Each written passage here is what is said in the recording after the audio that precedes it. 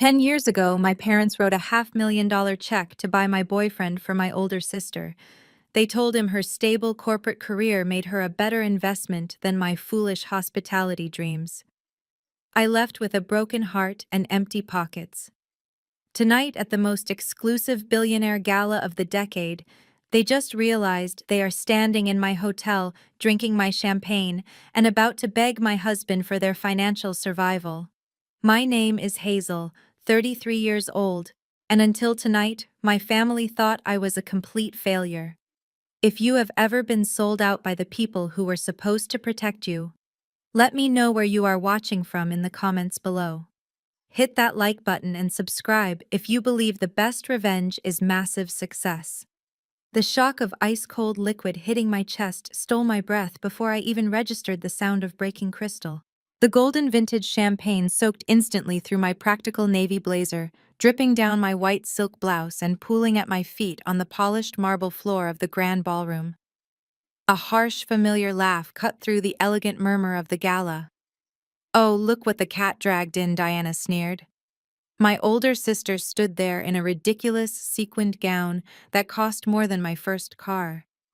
At 35, she still carried herself like a high school mean girl who had just won prom queen. She held an empty champagne flute, her manicured fingers adorned with diamonds she had definitely not paid for herself. I guess they really will hire anyone for event staff these days. The ballroom around us was a masterpiece of luxury.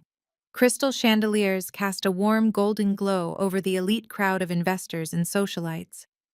I had spent the last 3 hours doing a final walkthrough, ensuring the floral arrangements were flawless and the catering staff was perfectly positioned. Because I was working, I wore comfortable flats and a tailored but understated suit. To Diana, dressed to the nines and desperate to prove her status, I looked like a target. I looked like the help. She reached into her designer clutch, her lips curling into that signature condescending smirk I had spent a decade trying to forget. With a theatrical flick of her wrist, she tossed a crumpled $100 bill right at my chest. It fluttered pathetically to the wet marble floor. "Go find a rag and clean yourself up, waitress," she commanded, her voice raised just enough to ensure the nearby guests could hear. "And while you are at it, fetch me another glass. This one seems to have slipped."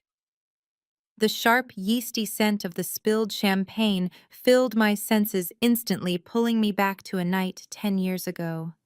It was the exact same vintage my parents had popped to celebrate Diana's engagement. My engagement that was supposed to be. I was 23 back then, full of ambition, and deeply in love with a man who had promised me the world. But my parents, Richard and Patricia, cared only about image and leverage. They saw my passion for the hospitality industry as a frivolous joke.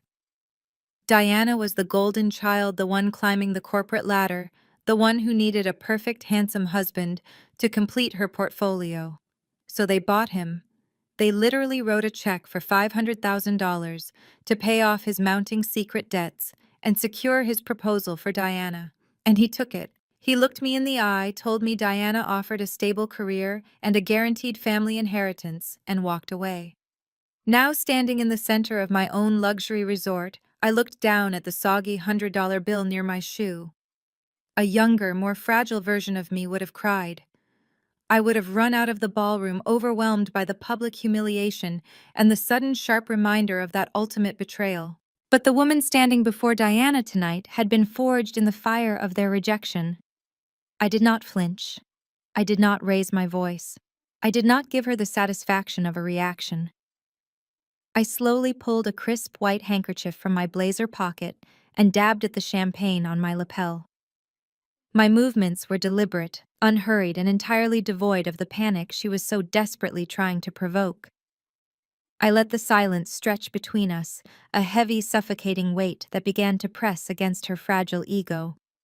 I watched the micro-expressions flit across her face.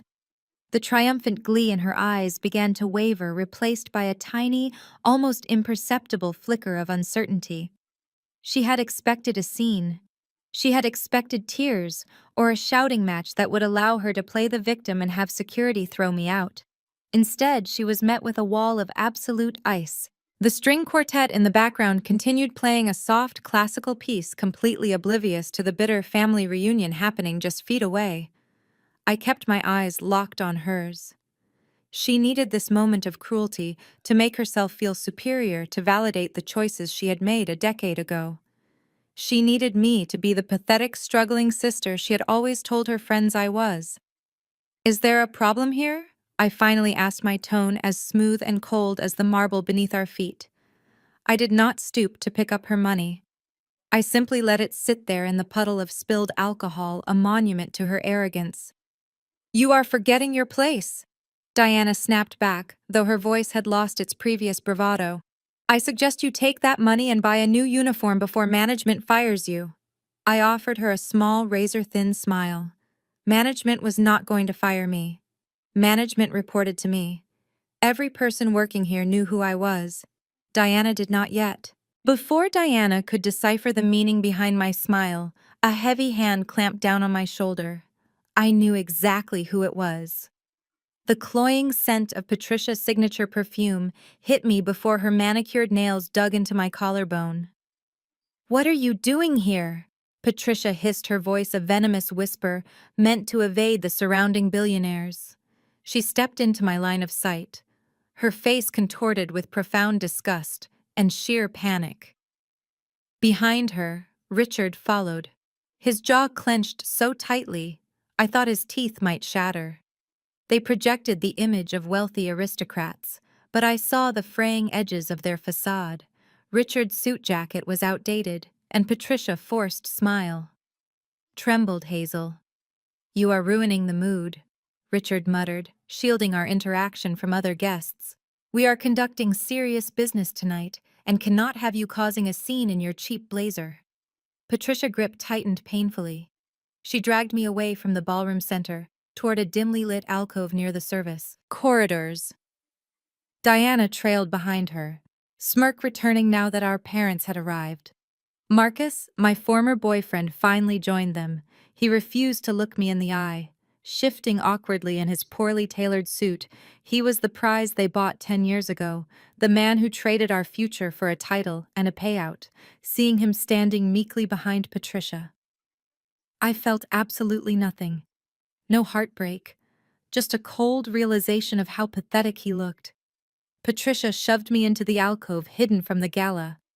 "You always were a selfish child," she spat, her eyes blazing. "We are at the most important networking event tonight. We are waiting to meet the CEO of Vanguard Investments. Do you have any idea what is at stake?" I smoothed my blazer, where her nails had wrinkled it. "I know exactly what is at stake," I replied, my voice level. "You know nothing," Richard snapped, adjusting his tie nervously.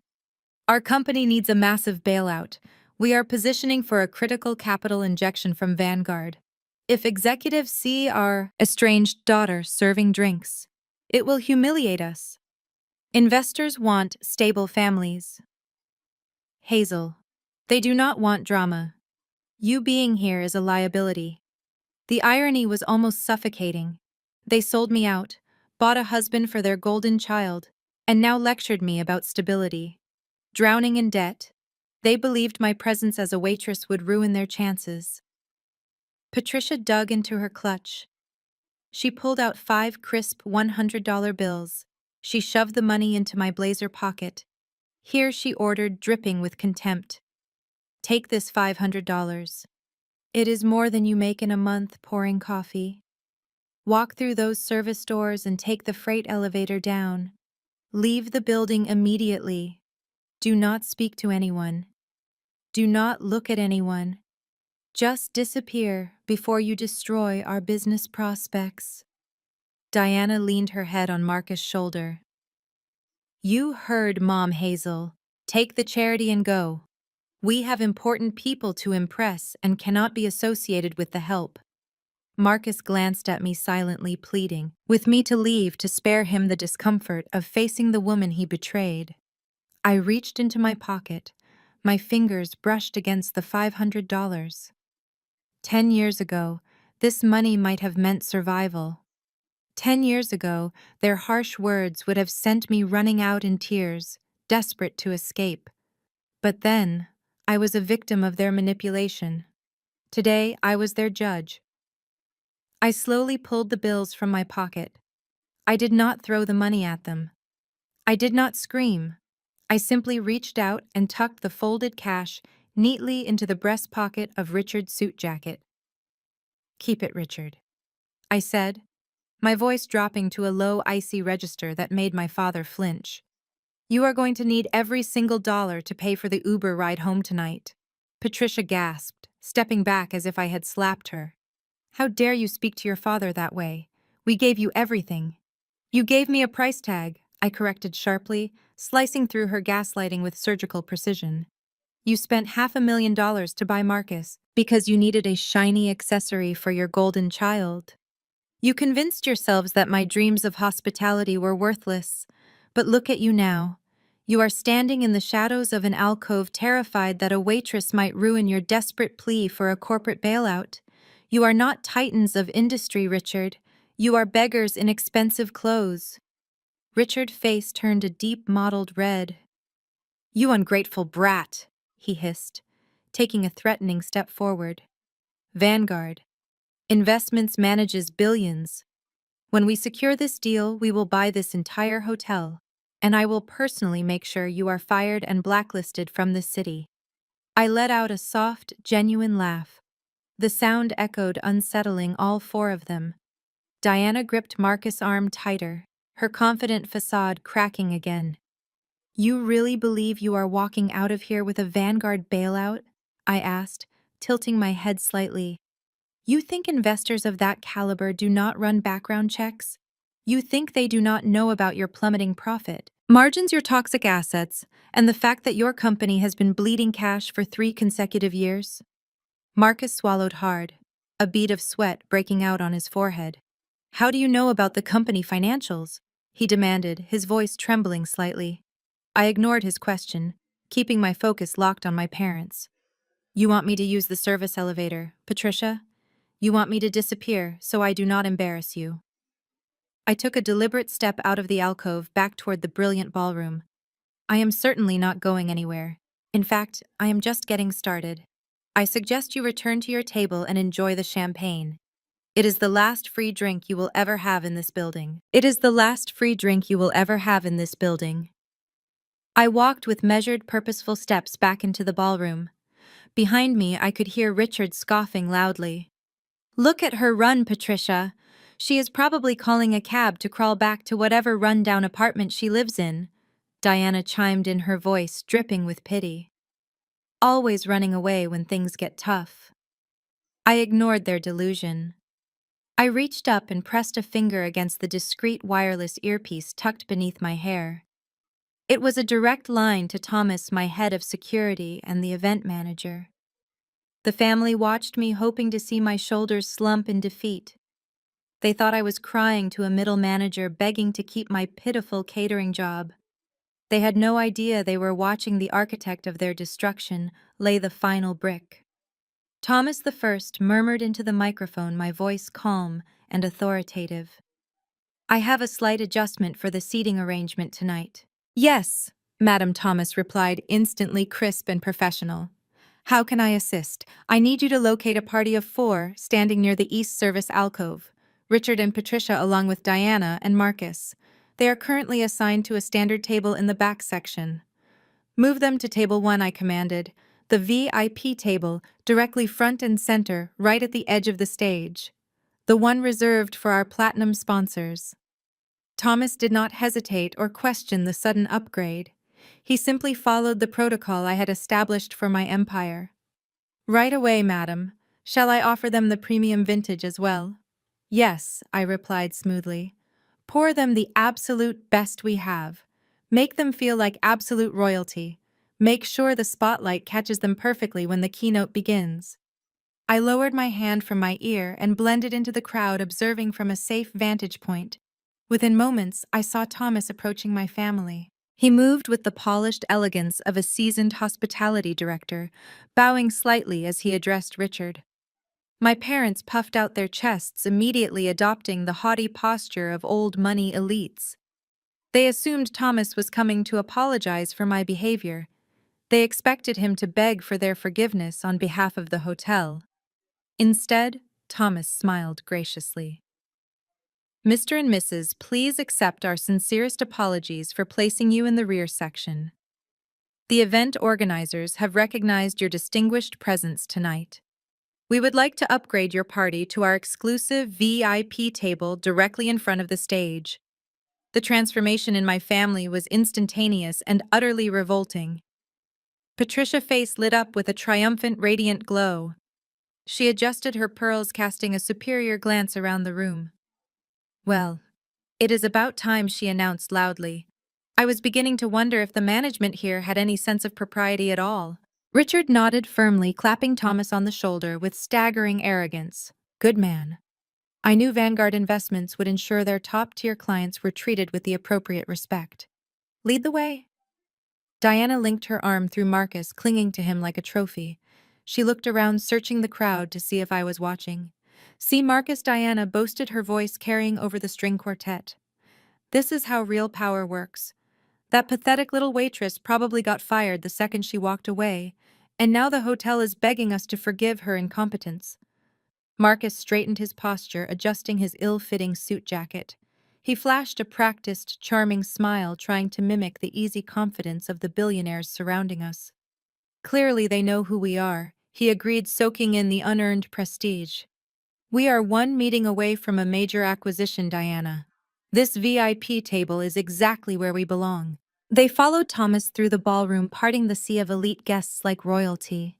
As they walked, Patricia complained loudly about the dreadful encounter with a disgruntled employee.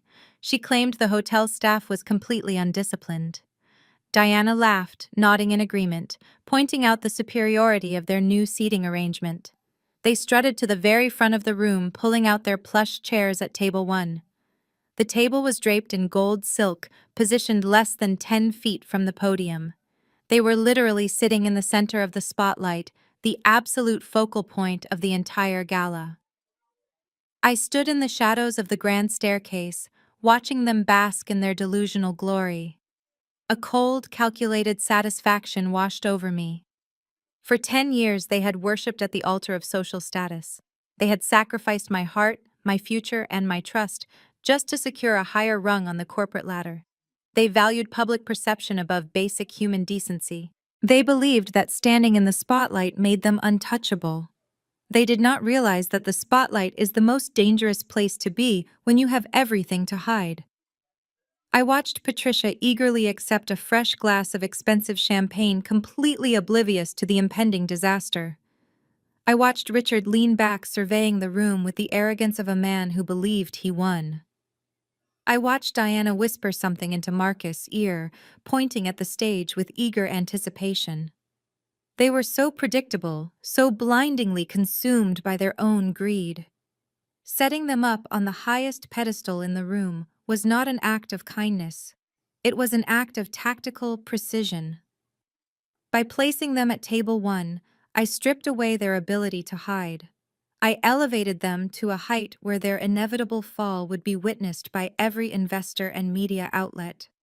Their obsession with status was their greatest weakness, and tonight it would execute their public ruin. The orchestra music swelled, reaching a dramatic crescendo. The lights in the grand ballroom began to dim, signaling the start of the main event. I took a deep breath, smoothing the lapels of my practical navy blazer. Have you ever wondered what happens next when karma finally catches up with the people who hurt you most? Share your thoughts below and subscribe to see the next chapter. I stepped out from the shadows of the grand staircase and made my deliberate way toward table 1. The thick gold silk tablecloth shimmered vibrantly under the stage lights, elevating my family to the exact center of attention. Richard and Patricia were already leaning back heavily in their plush velvet chairs, looking around the magnificent room with unmatched arrogance. Diana was busy taking selfies with Marcus, making sure the stage backdrop was perfectly visible to impress her social media followers. I signaled a waiter to hand me a silver tray, holding a bottle of vintage reserve champagne. I approached their exclusive table under the guise of an event supervisor conducting a routine check on our most distinguished VIP guests. When I stepped into their line of sight, their triumphant smiles instantly evaporated. Diana rolled her eyes so hard I thought they might get stuck in the back of her head. Marcus sighed loudly, clearly annoyed that his rich guy fantasy was being interrupted by the woman he had abandoned for a massive payout. Before I could even offer to pour the vintage reserve, Marcus lifted his hand and snapped his fingers right in my face. He looked at me as a mindless servant who had overstayed her welcome at his table. Pour the wine and make it quick, he ordered, his voice dripping with forced authority and fake bravado.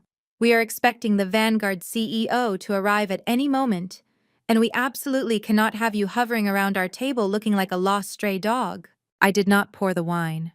I stood perfectly still, my eyes dropping deliberately to the heavy silver watch gleaming on his wrist as he lowered his hand back to the table. I offered him a warm, deeply unsettling smile.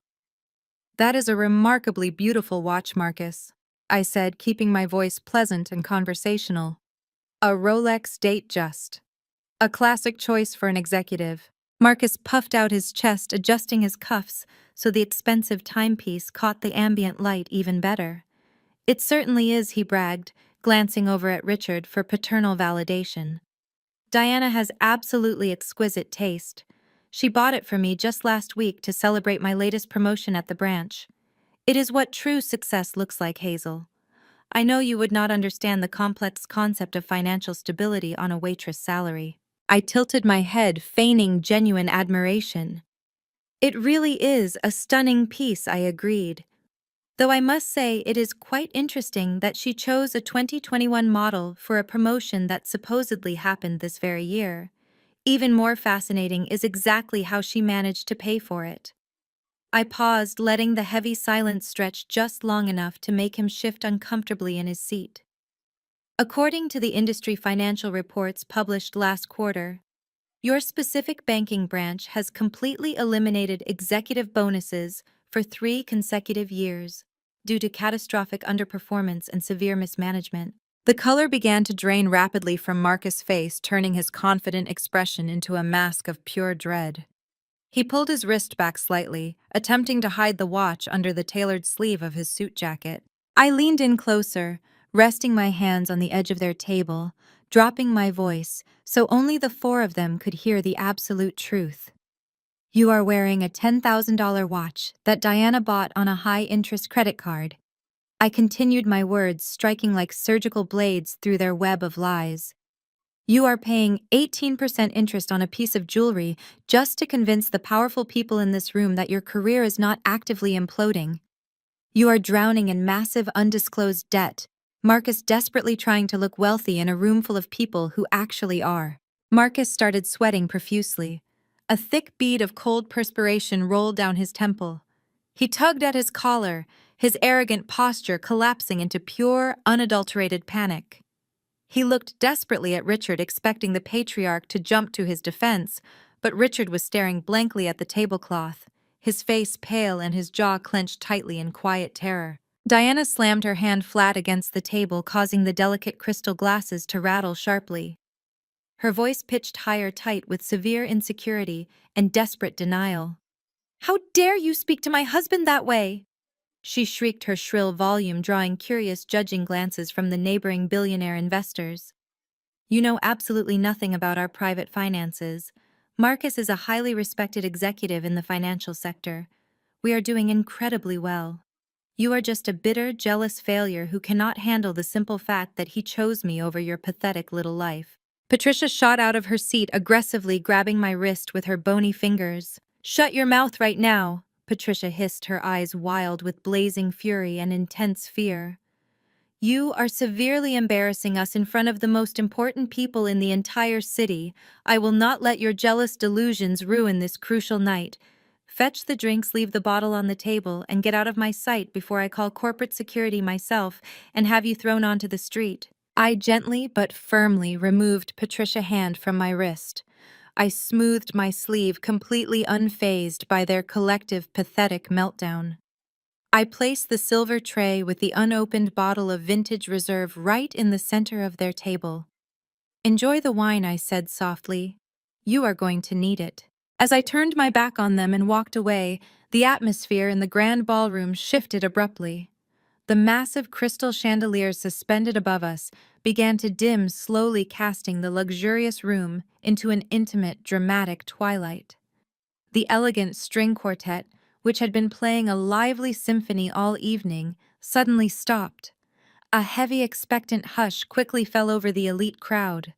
The highly anticipated main event was finally about to begin. A deep, resonant voice echoed through the state-of-the-art sound system, commanding the immediate attention of everyone in the grand ballroom. "Ladies and gentlemen, please take your seats." The Master of Ceremonies, a renowned television personality known for hosting exclusive global summits, strode confidently onto the magnificent main stage. He adjusted the microphone stand as the final murmurs of the elite crowd faded into complete respectful silence. Tonight, we are gathered to celebrate more than just the phenomenal success of this luxury resort. We are here to honor a singular vision of excellence. We are here to recognize a leader who redefined the global hospitality industry through sheer determination, unmatched brilliance, and an absolute refusal to accept defeat. I stood mere inches from table one, my back turned to my family, but my posture perfectly straight. I could practically feel the obnoxious heat radiating from Diana's seething indignation. She probably thought the Master of Ceremonies was about to introduce some old money billionaire they could subsequently try to network with. She had no idea the earthquake that was about to shatter the ground beneath her designer stilettos. 10 years ago, the Master of Ceremonies continued, his voice swelling with practiced theatricality. This empire was nothing but a bold dream. It was built from the ground up by a visionary who took every rejection, every closed door, and every ounce of doubt and forged them into an impenetrable crown. She proved that true wealth is not inherited, but ruthlessly earned. Please join me in welcoming the founder, chief executive officer, and sole owner of the Horizon Hospitality Group. The man paused, letting the immense anticipation build in the quiet room. He extended his arm, pointing directly toward the center aisle.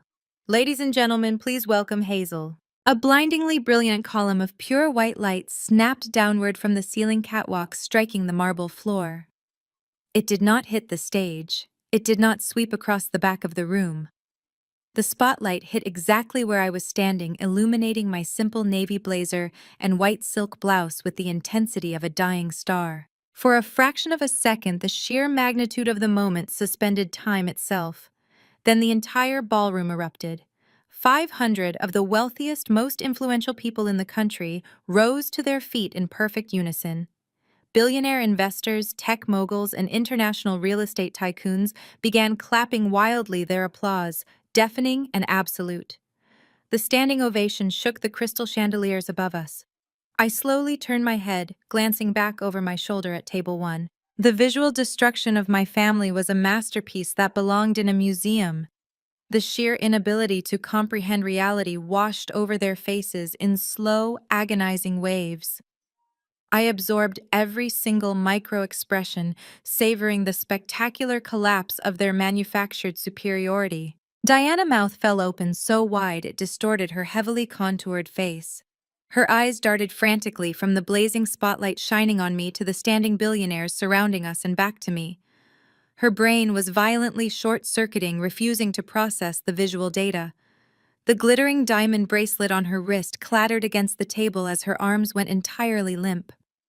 The arrogant high school mean girl facade dissolved instantly, leaving behind a terrified small woman trapped in a cheap sequined gown. Beside her, Marcus looked as though the oxygen had been forcibly vacuumed from his lungs. The sweat that had started forming during my comment about his credit card debt now poured freely down his forehead. His dark eyes were wide and unblinking, filled with the catastrophic realization of his own fatal stupidity. He had traded a future billionaire empire for a woman drowning in debt and fake prestige.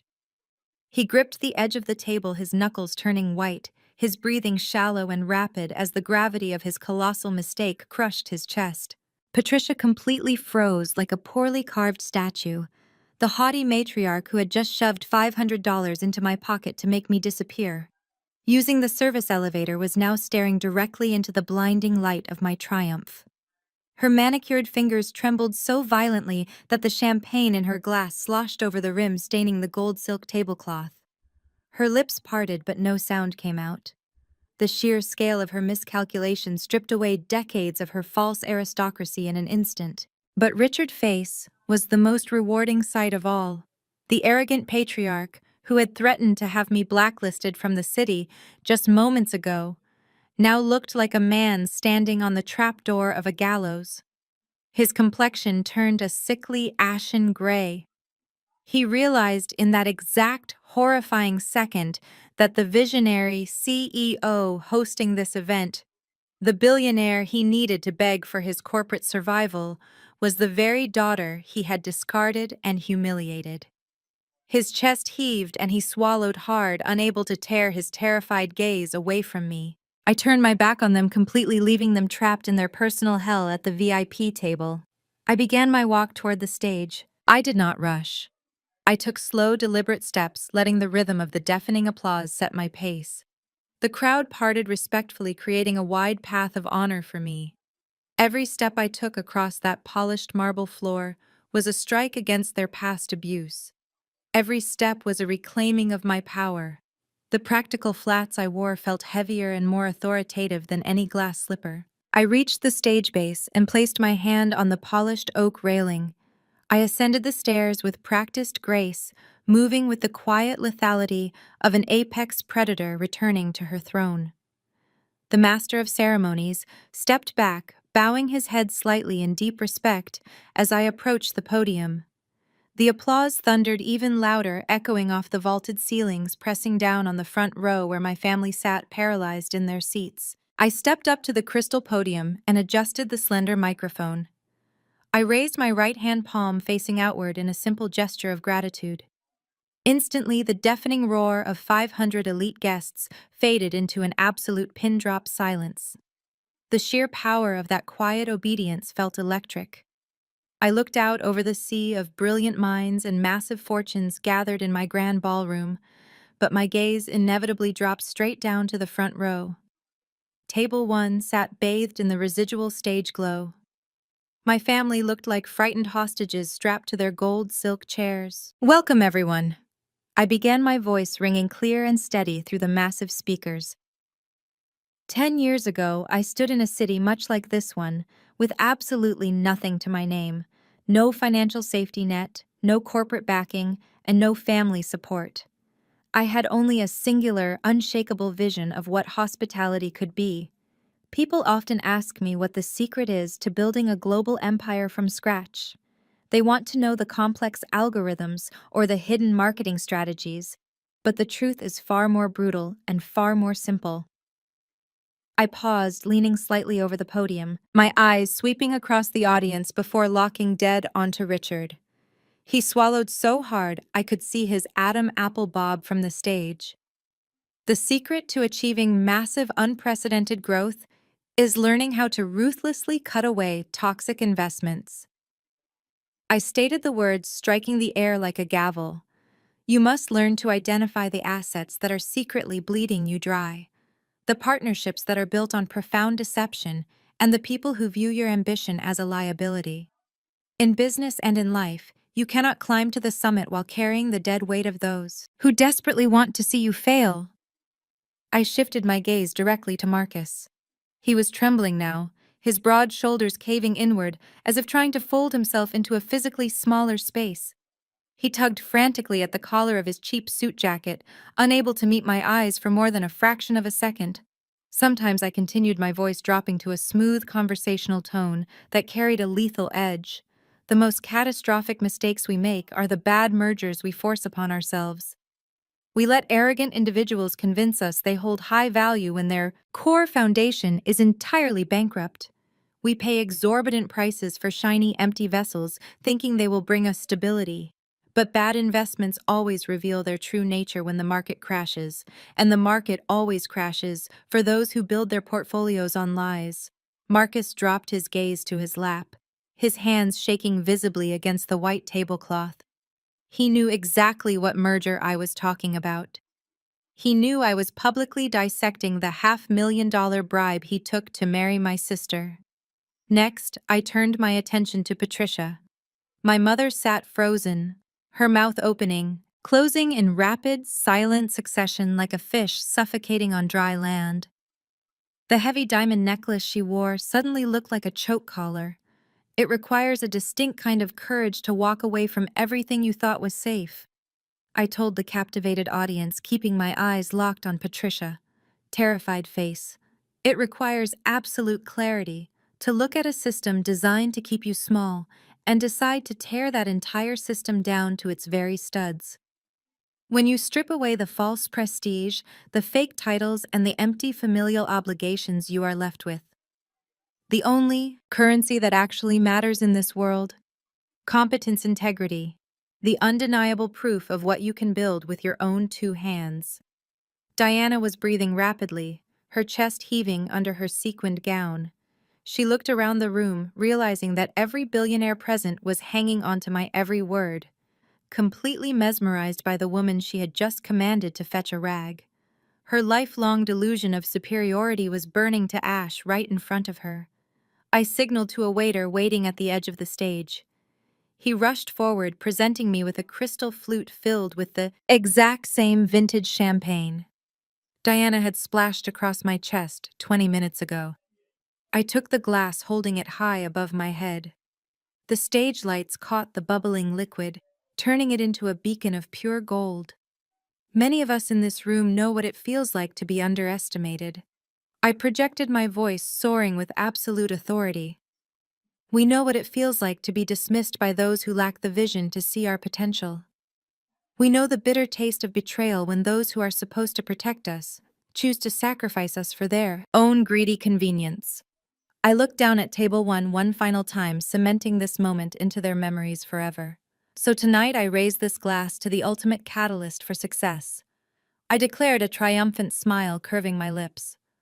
I raised this glass to those who threw us to the wolves, because they never expected us to return leading the pack. The ballroom erupted in a shockwave of thunderous cheering. Glasses clinked enthusiastically across the massive room. Investors whistled and applauded, the raw power of the message resonating with every titan of industry present. It was a flawless victory. Took a slow, deliberate sip of the champagne, tasting nothing but pure, sweet vindication. I handed the empty glass back to the waiter and turned away from the podium. I descended the polished oak stairs with the same measured grace I had used to climb them. As my flat shoes touched the marble floor of the ballroom, the atmosphere around me felt fundamentally different. The air was charged with absolute respect. The power dynamic was permanently inverted today, right here, right now. They finally understood the monumental gravity of their grave miscalculation. My family was entirely broken and thoroughly ruined. As the applause settled into a sophisticated murmur, the press pool surged forward. Flashes from expensive cameras illuminated the space at the bottom of the staircase. I stood ready to greet the investors, eager to shake my hand. Before a reporter could ask a question, a blur of cream silk lunged toward me. Patricia recovered with the terrifying speed of a seasoned narcissist. The shock that froze her face was gone, replaced by a theatrical mask of maternal adoration. She pushed through the venture capitalist's arms, outstretched, tears of profound pride welling in her eyes. It was a masterful performance timed perfectly for the flashing cameras. My darling daughter Patricia proclaimed, her voice pitched loud enough to ensure every journalist captured the soundbite. I always knew my tough love would make you a titan. I am so proud of the empire you built. She lunged forward, aiming to wrap her arms around my neck for the front page of tomorrow financial papers.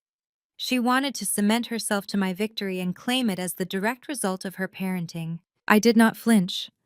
With the effortless grace of a matador stepping away from a charging bull, I smoothly shifted my weight to the left. Patricia met absolutely nothing but empty air. Her momentum carried her clumsily forward. Her designer heels skidded on the polished marble. She stumbled wildly, crashing into a nearby floral pedestal.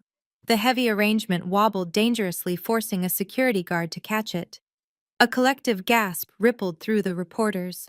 The cameras captured every humiliating second. I turned to face her, keeping a polite distance. I did not raise my voice or show anger. I simply looked at her with clinical detachment. Please be careful, Patricia. I said, my voice carrying perfectly in the sudden quiet. The floors are freshly polished. We would not want you to injure yourself rushing to rewrite history. She scrambled to right herself, her face flushing a mottled crimson. She smoothed her dress, her eyes darting frantically toward the journalist taking notes. Hazel, please, she hissed, a desperate smile plastered on her face. Do not do this. We are family. The press is watching. I know exactly who is watching, I replied, my tone conversational, but razor sharp. That is precisely why you came rushing over. But let us not insult the intelligence of the people here. 30 minutes ago, you dragged me into an alcove. You dug your fingernails into my arm, shoved $500 in my pocket, and demanded I use the service elevator so I would not embarrass you. Patricia opened her mouth, but I cut her off with a raised finger.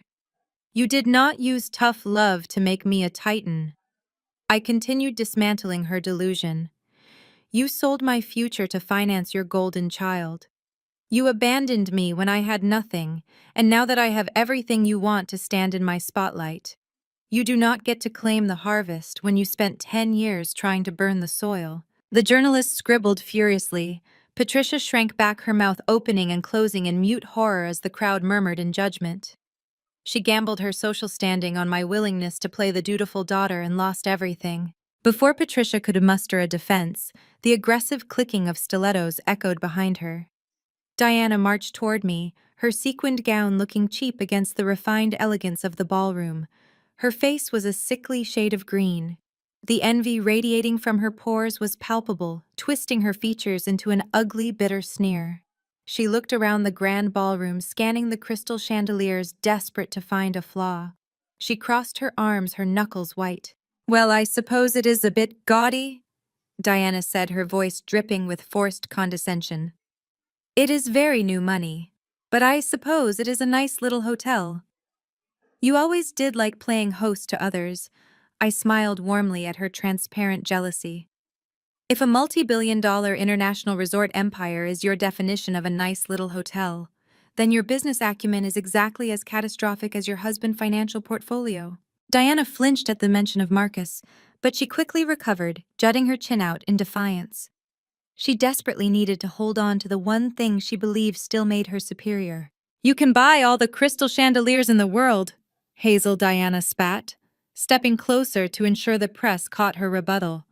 You can buy the loyalty of your staff and the applause of these pretentious investors. But money does not buy everything. It certainly does not buy a stable marriage like mine. Marcus chose me. He loves me. You might have a fancy title, but you go home to an empty bed. Real wealth is having a man who stands by your side.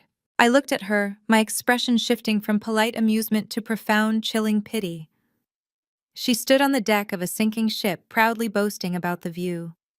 She had no idea her perfect stable marriage was funded by embezzlement and built on a foundation of absolute resentment. I tilted my head, letting the silence stretch just long enough to make her shift uncomfortably. A stable marriage, I repeated softly, tasting the profound irony of the words. That is a beautiful sentiment, Diana. Truly. It takes a very special devotion to maintain a marriage in the face of such crushing reality. Diana narrowed her eyes, confused and unnerved by my lack of jealousy. What is that supposed to mean? She demanded, her voice shrill. I simply smiled, glancing over her shoulder toward the heavy mahogany doors at the far end of the hall. It means you should cherish this specific moment, Diana. Cherish this exact second of blissful ignorance, because the true cost of your stable marriage is about to be invoiced, and I assure you, the bill is far more than you can afford. Before Diana could formulate a response to my warning, she was roughly shoved aside. Richard bullied his way through his wife and daughter, his face a mask of desperate, aggressive calculation.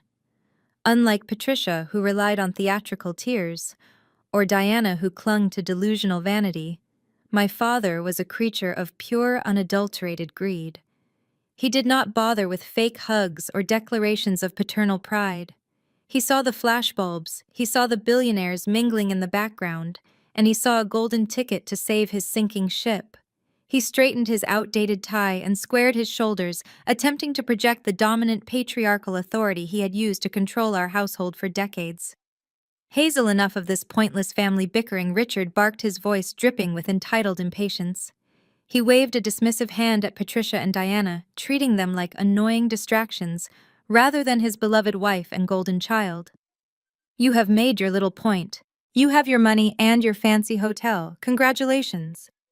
Now it is time to get down to actual business. We are operating on a very tight schedule tonight. I crossed my arms, observing the sheer audacity of the man. And what business would that be, Richard? You are going to walk me over to the Vanguard Investments table right now, he commanded, stepping uncomfortably close to leverage his physical height against me. You are going to personally introduce me to their chief executive officer.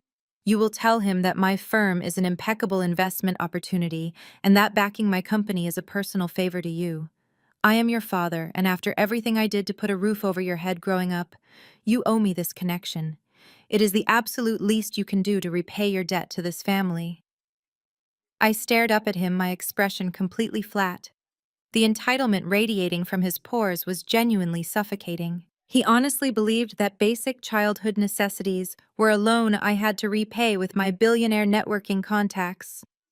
He believed that 10 years of abandonment could be erased the moment he needed a corporate bailout. You want an introduction to Vanguard? I asked, my voice carrying a deceptive, calm cadence.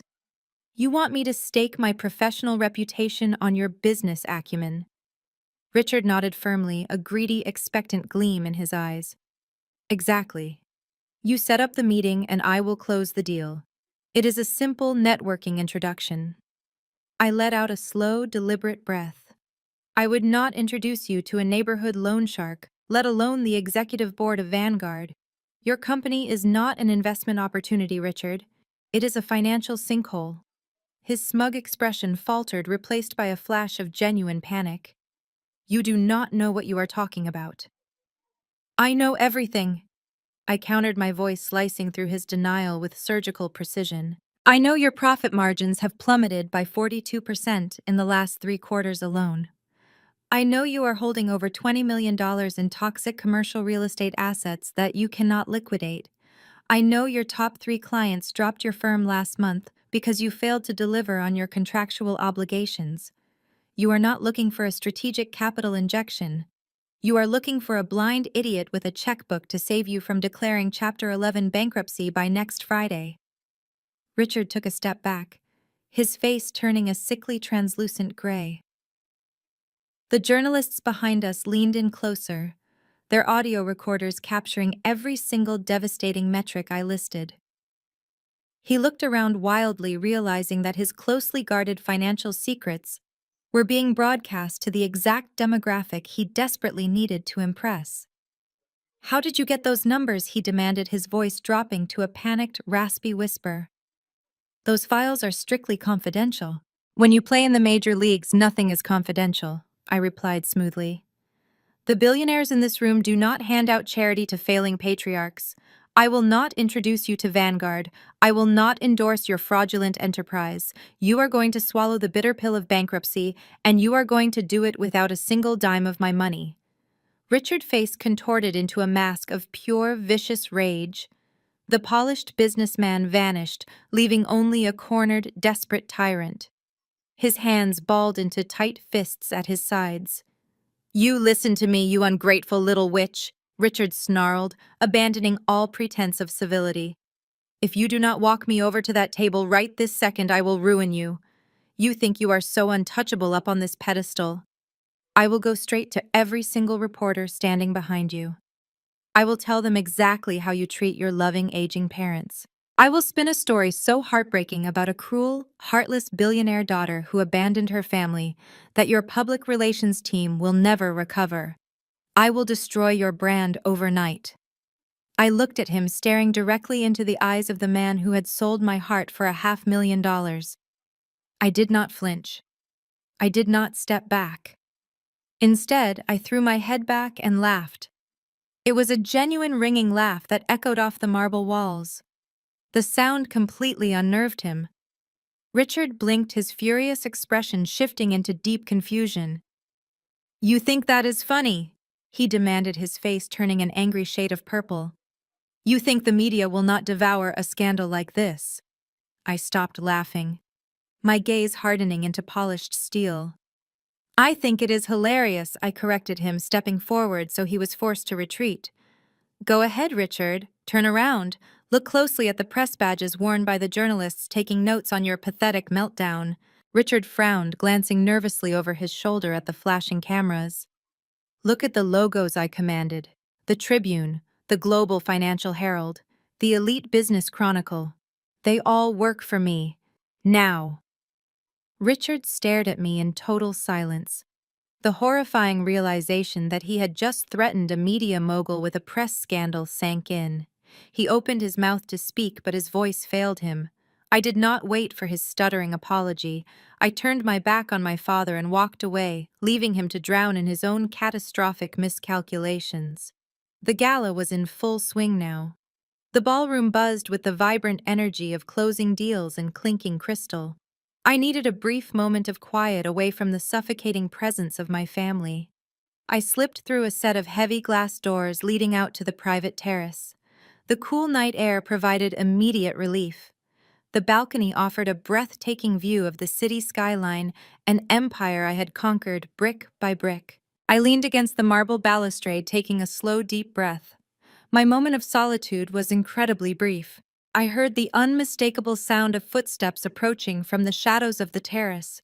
I did not turn around immediately. I knew exactly who it was.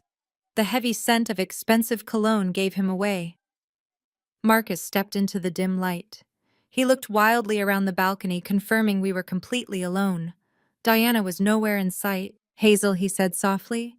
His voice was entirely stripped of the arrogant bravado he had displayed at the VIP table. The haughty branch manager persona was gone. In his place stood a desperate man trying to summon the ghost of a decade-old romance. He moved closer, his dark eyes pleading, his posture submissive. You look absolutely incredible tonight, Hazel. You always were the most beautiful woman in any room. I kept my face perfectly neutral, observing him like a scientist studying a peculiar specimen. You are wandering dangerously far from your leash, Marcus, I replied coldly. Where is your beloved wife? Marcus flinched at the mention of Diana. He took another step forward, closing the distance between us. Please, Hazel, do not do this. Do not push me away. You know I never wanted this life with her. I never loved Diana. I swear to you I never did. He reached out as if to touch my arm, but thought better of it when my gaze hardened. It was Richard and Patricia. He continued, his voice dripping with pathetic desperation. They forced me into it, Hazel. You have to believe me. They cornered me when my startup was failing. They dangled that $500,000 check in front of me and threatened to blackball me in the industry if I refused.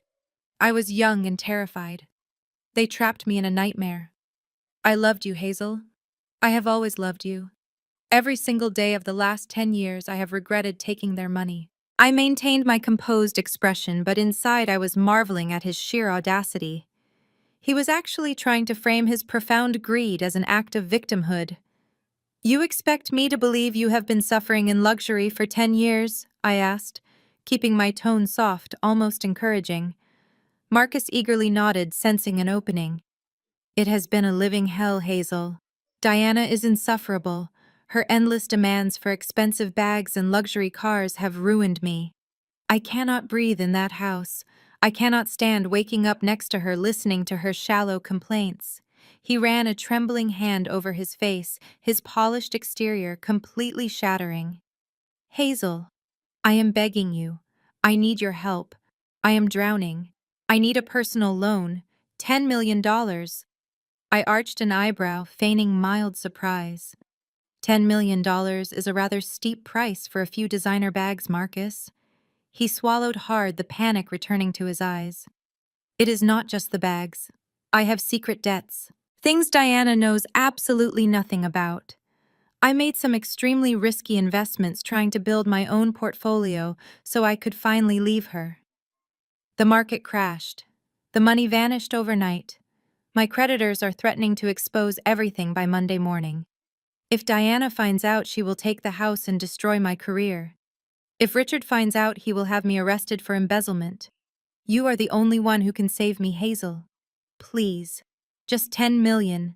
It is pocket change for a woman in your position. I looked at his sweating, desperate face. This was the man who broke my heart. This was the man my sister bought. And now he was begging me to finance his escape from the prison he willingly entered. I let my posture relax slightly. I softened my eyes, projecting a perfectly calibrated look of sympathetic understanding. I sighed, running a hand along the marble railing. $10 million is a significant favor, Marcus, especially after the way your new family treated me tonight. How can I possibly justify helping you when you are married to a woman who just threw a crumpled $100 bill at my chest? Marcus eagerly took the bait. He leaned in his face, twisting with genuine contempt. Because I hate her, Hazel. I despise every single thing about Diana. She is a vain, empty shell of a human being. She has no talent, no intelligence, and absolutely no class. She spends her entire miserable life pretending to be important, while offering absolutely nothing of value to the world. She is a parasite sucking the life out of me. And what about my parents? I prompted gently, my voice barely a whisper. Marcus did not hesitate to throw them under the bus. Richard and Patricia are monsters, he hissed, his voice shaking with raw hatred. They are arrogant, toxic tyrants who manipulate everyone around them. They bought me like a piece of furniture and treated me like a disposable employee. Richard is a massive fraud who runs his company into the ground, while Patricia is a narcissist who only cares about country club gossip. They deserve to lose everything. Hazel watched the last shred of his dignity evaporate into the cool night air. Marcus stood there breathing heavily, completely oblivious to the trap snapping shut around him. He had just handed me the very weapon I needed to destroy his entire existence. I did not offer him a warm embrace. I did not offer him the $10 million he so desperately craved. Instead, I slowly opened my designer clutch and withdrew my smartphone. The high-definition screen was already glowing brightly, illuminating the space between us in the shadowy alcove of the terrace. The light cut through the darkness like a beacon of absolute truth. I held the device up so the crisp interface was perfectly aligned with his line of sight, preventing any possibility of denial.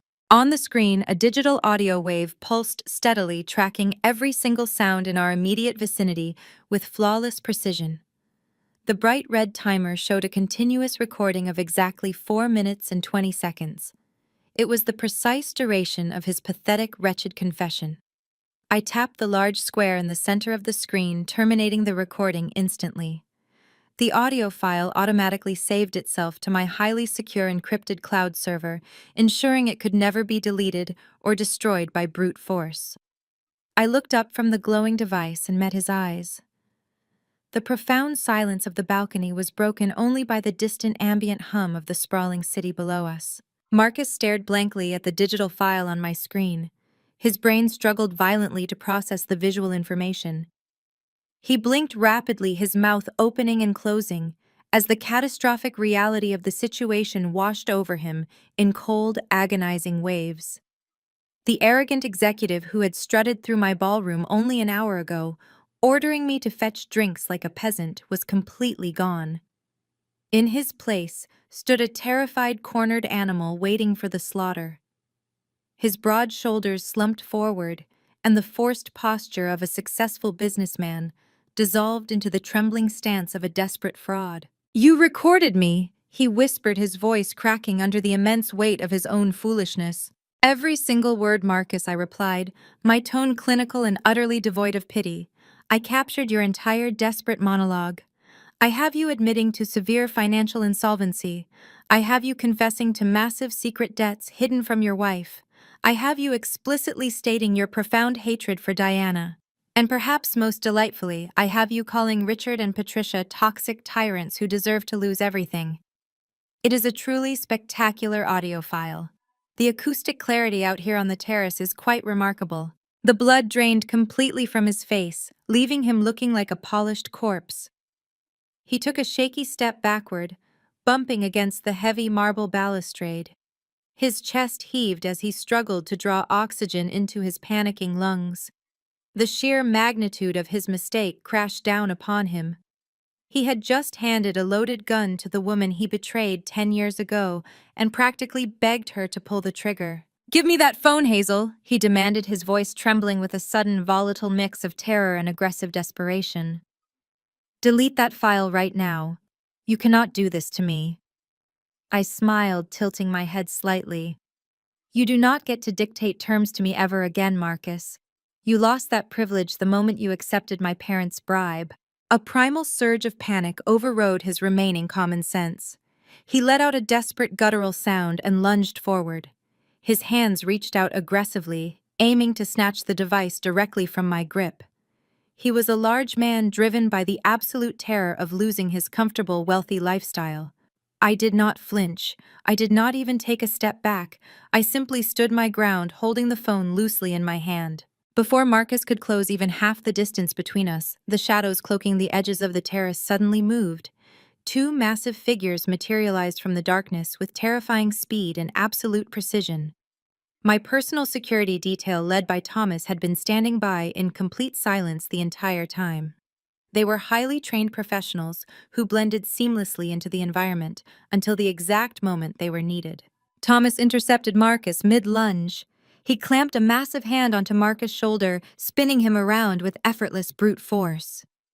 The second security guard stepped in, grabbing Marcus' other arm and pinning it firmly behind his back.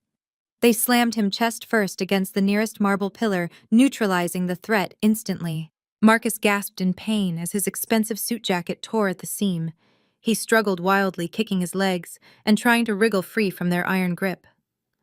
"Let me go," he shouted, his voice muffled against the cold stone. "Hazel, call them off. Please, you have to listen to me." I slipped my phone back into my clutch, securing the golden clasp with a satisfying click. I walked slowly toward him, my heels tapping a steady rhythmic beat against the terrace floor. I stopped just inches away from where he was pinned against the pillar. I signaled Thomas with a slight nod. The guards loosened their grip just enough to let Marcus breathe, but kept him firmly immobilized against the architecture. Marcus looked up at me, his face slick with cold sweat and tears of sheer panic. He looked entirely pathetic.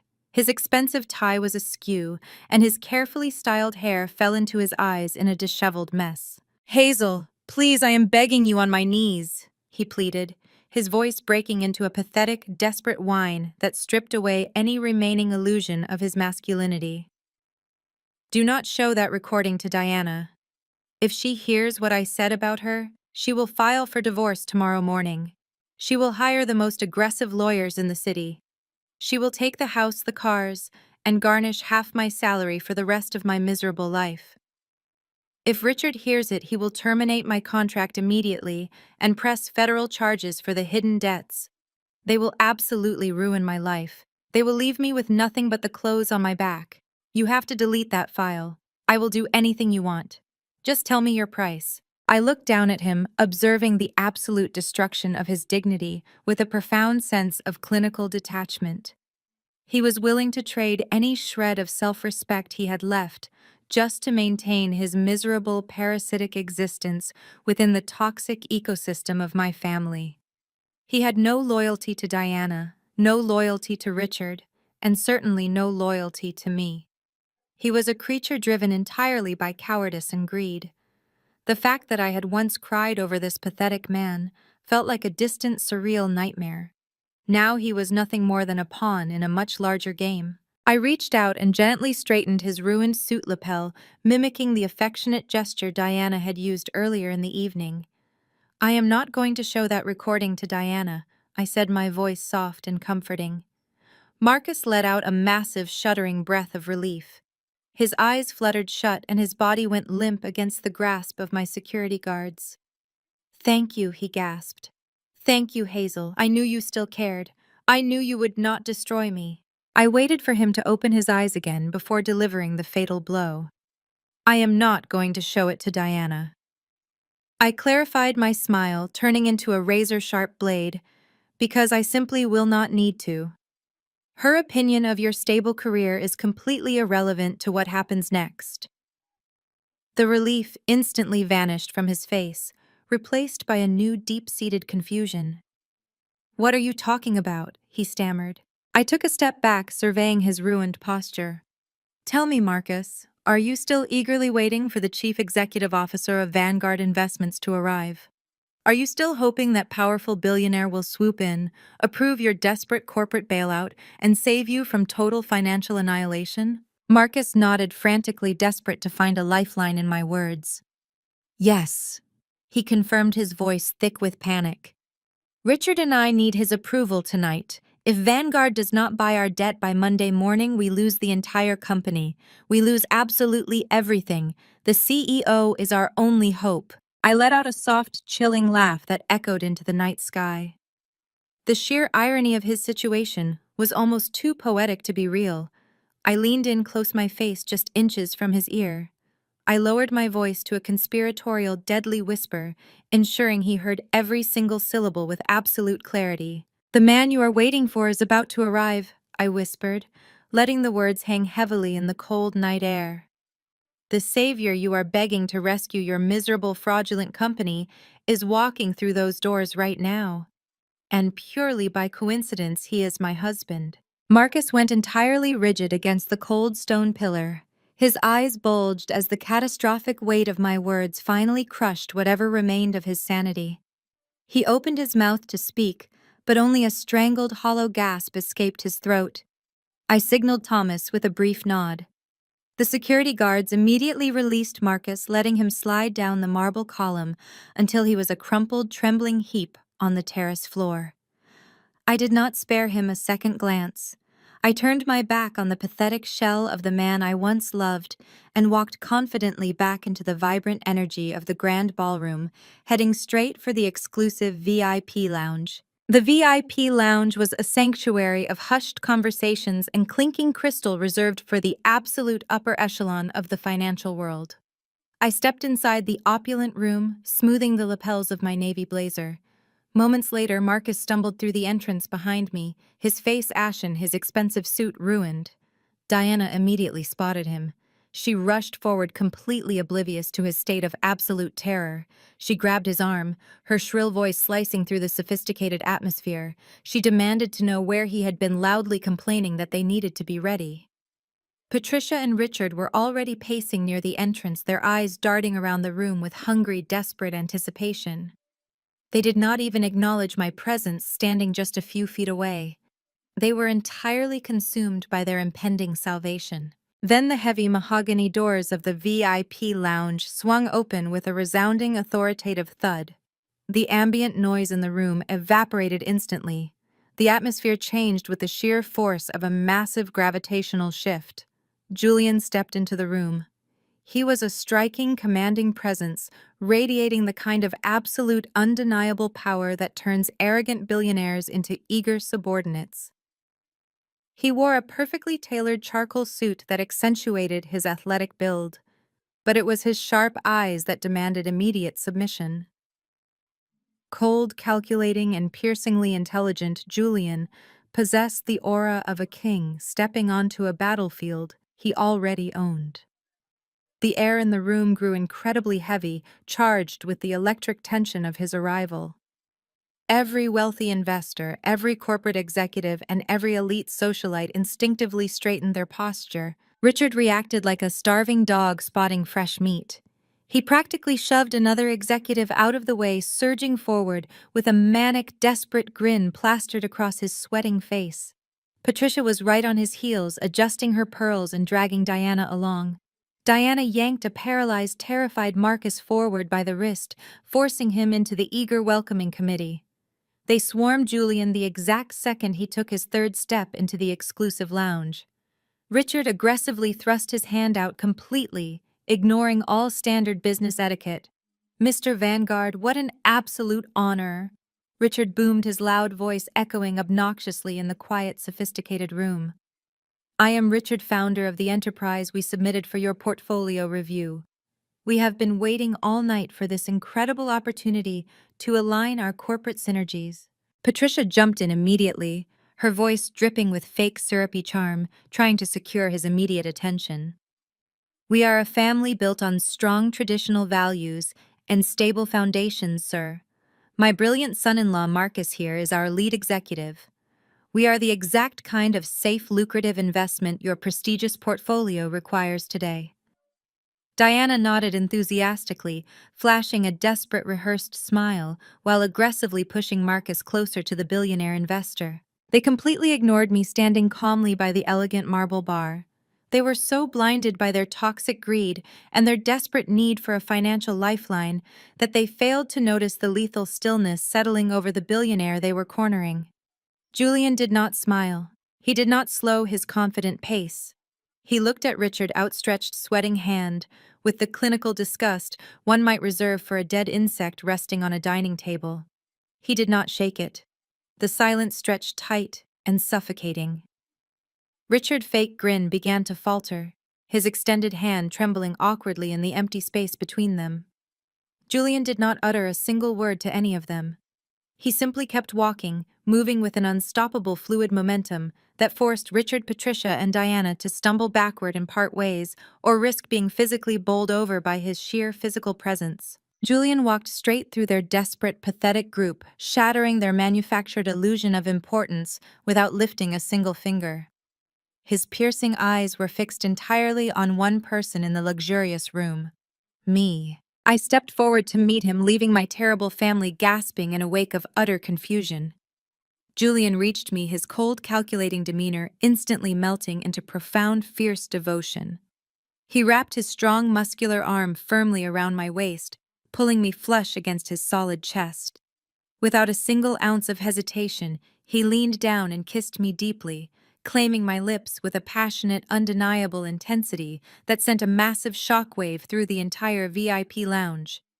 The kiss was a public, irrefutable declaration of absolute allegiance. It was a sovereign king planting his permanent flag on conquered territory. When he finally pulled back, resting his warm forehead briefly against mine, he smiled affectionately down at me. The room was absolutely silent.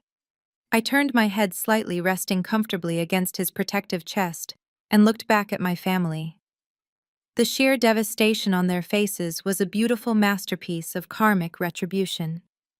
They stood frozen, completely paralyzed by the horrifying realization that the omnipotent billionaire holding their financial survival in his powerful hands was fiercely, unconditionally in love with the daughter they had so callously discarded 10 long years ago. Their entire arrogant world was rapidly collapsing around them in real time as they stood there choking on their own toxic vanity and watching me finally receive the absolute devotion I always truly deserved from the man who conquered the exact empire they worshipped. Have you ever wondered how it feels to watch the people who betrayed you realize they are entirely at your mercy? Drop a comment below if you think karma always knows exactly when to strike. Diana let out a sharp, strangled gasp, stumbling backward in her silver heels, as if she had been physically struck. She crashed into a cocktail table, sending a tray of crystal glasses vibrating against the marble floor. Richard's expensive leather briefcase slipped from his trembling grip, hitting the ground with a heavy, dull thud that echoed through the stunned silence of the VIP lounge. Patricia threw both hands over her mouth, her eyes wide with unadulterated horror as the breath left her lungs. They were entirely paralyzed, trapped in a waking nightmare of their own making. The man they were banking on to save their sinking legacy was deeply, passionately in love with the daughter they had treated like disposable garbage. Julian slowly turned to face them, keeping his strong arm firmly anchored around my waist. He looked at the three of them with a chilling mixture of boredom and lethal authority. He did not raise his voice, but the sheer command in his tone made the entire room freeze. "Tell me, Hazel," Julian said, his gaze sweeping over Richard's sweating face. "Are these the beggars who flooded my assistants with frantic loan requests all morning?" I leaned comfortably against Julian's chest, feeling the solid, reassuring beat of his heart. I offered my family a razor-thin smile. They certainly are, darling. Though beggar might be too generous a term. Beggars usually have the decency to ask for charity outright. These people prefer to dress up their impending bankruptcy as a lucrative investment opportunity. Julian let out a dark, humorless laugh that made Richard flinch. Ah, yes, the famous investment opportunity. He stepped slightly forward, pulling me with him, forcing my father to take another involuntary step backward. I read the portfolio your company submitted, Richard. Calling it garbage would be a profound insult to actual trash. You are hemorrhaging cash at an alarming rate. You have defaulted on 2 major loans in the last 6 months, and your primary investors are currently preparing to sue you for gross negligence. I picked up the rhythm, seamlessly weaving my voice with Julian in a coordinated verbal takedown that left them absolutely no room to breathe. And let us not forget the $20 million in toxic commercial real estate you have been trying to hide from your remaining board members. I added, my eyes locking onto Patricia's terrified face. You have been frantically shifting funds from your personal retirement accounts just to make payroll. How long did you really think you could keep up the illusion of wealth before the entire house of cards collapsed on top of you? Patricia let out a pathetic whimpering sound, grabbing onto Richard's sleeve for support. Richard opened his mouth to defend his pathetic empire, but Julian effortlessly cut him down before he could even form a single syllable. You came here tonight to beg me for a $10 million lifeline, Julian stated, his voice dropping to a terrifying icy register. You thought you could charm your way into my vault. You thought you could use my capital to cover up your decades of spectacular failure. But the only reason you were even allowed past the front lobby of this hotel is because my wife wanted to look you in the eye while your delusions shattered. The elite guests in the VIP lounge watched the spectacle with rapt attention, whispering among themselves as the mighty patriarch of a once respected family was reduced to a sweating, trembling fraud in front of the entire financial community. Diana, who had been hyperventilating near the spilled cocktail table, suddenly pushed herself forward. Her perfectly curated facade was completely decimated, but she clung desperately to the last pathetic shred of her manufactured superiority. Her face was flushed an ugly mottled red, and her voice shook with frantic, manic denial. "This is a lie," Diana shrieked, pointing a trembling, manicured finger at me. "You are just trying to humiliate us because you are jealous. You have always been jealous of me. My husband is a top-tier financial executive. Marcus manages one of the most successful banking branches in the entire state. He brings in millions. We do not need your filthy charity. We are incredibly successful." I looked at Diana with profound clinical pity. She was standing in the middle of a burning building, screaming that she was immune to the flames.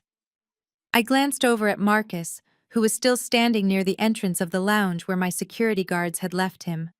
He looked like a man waiting for the executioner axe to drop. "A top-tier executive," I repeated, letting the words hang heavily in the tense air. "Is that what he tells you every morning before he leaves for work, Diana?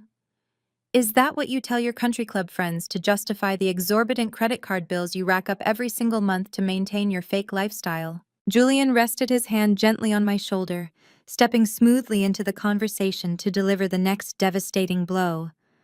"A successful banking branch," he mused, feigning deep contemplation. "That is quite a fascinating claim, Diana, especially considering the comprehensive financial audit my firm conducted on his specific branch yesterday afternoon." Diana whipped her head toward Julian, her eyes wide with sudden terror. "What are you talking about?" she demanded, her voice cracking under the strain of her own severe insecurity. "Marcus is a senior vice president. He is next in line for a regional director position. He is a titan. He is a glorified middle manager drowning in corporate debt," I corrected her sharply, slicing through her pathetic delusion. "Your husband has not closed a successful deal in 3 years, Diana. His branch is currently under investigation for severe financial irregularities. But I suppose he forgot to mention that while you were busy buying him a $10,000 Rolex on a high-interest credit card." Diana whipped around to look at Marcus, her face twisting with a sudden horrifying realization. "Marcus," she yelled, her voice echoing shrilly across the luxurious room, "tell them they are lying. Tell them you are a senior executive. Tell them we are rich." Marcus could not even meet her eyes.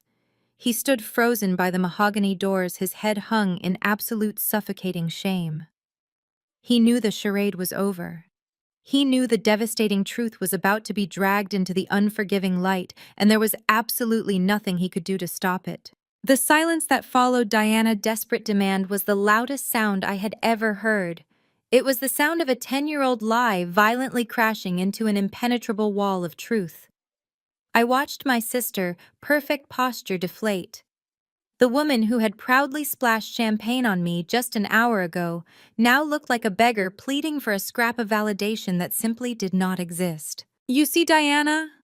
I continued, my voice steady and completely devoid of mercy. You spent your entire life believing that status was something you could buy with someone else's money. You thought that stealing my future would somehow guarantee yours.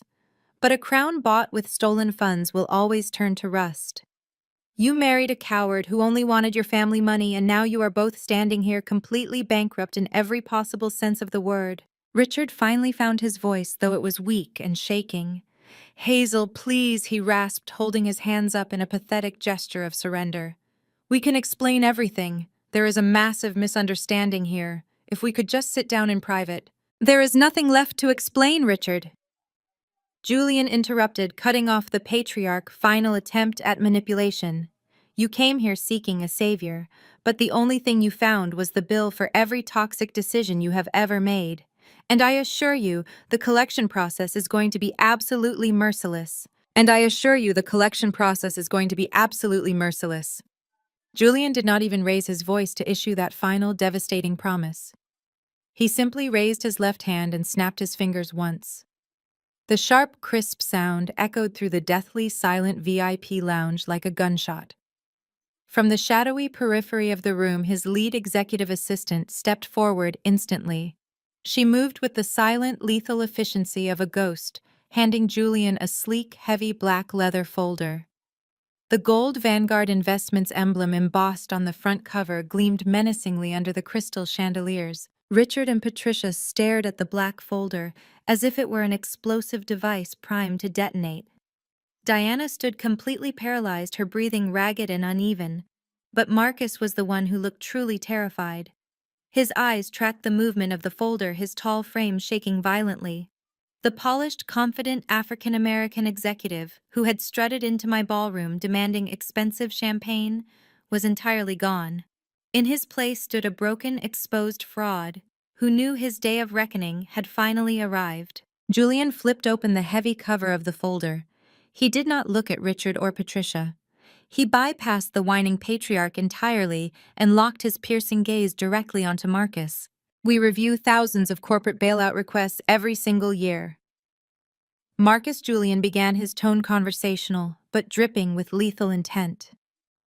When a regional banking branch manager submits a desperate plea for a $10 million capital injection, my analysts do a thorough deep dive into the internal ledgers. We look for market volatility.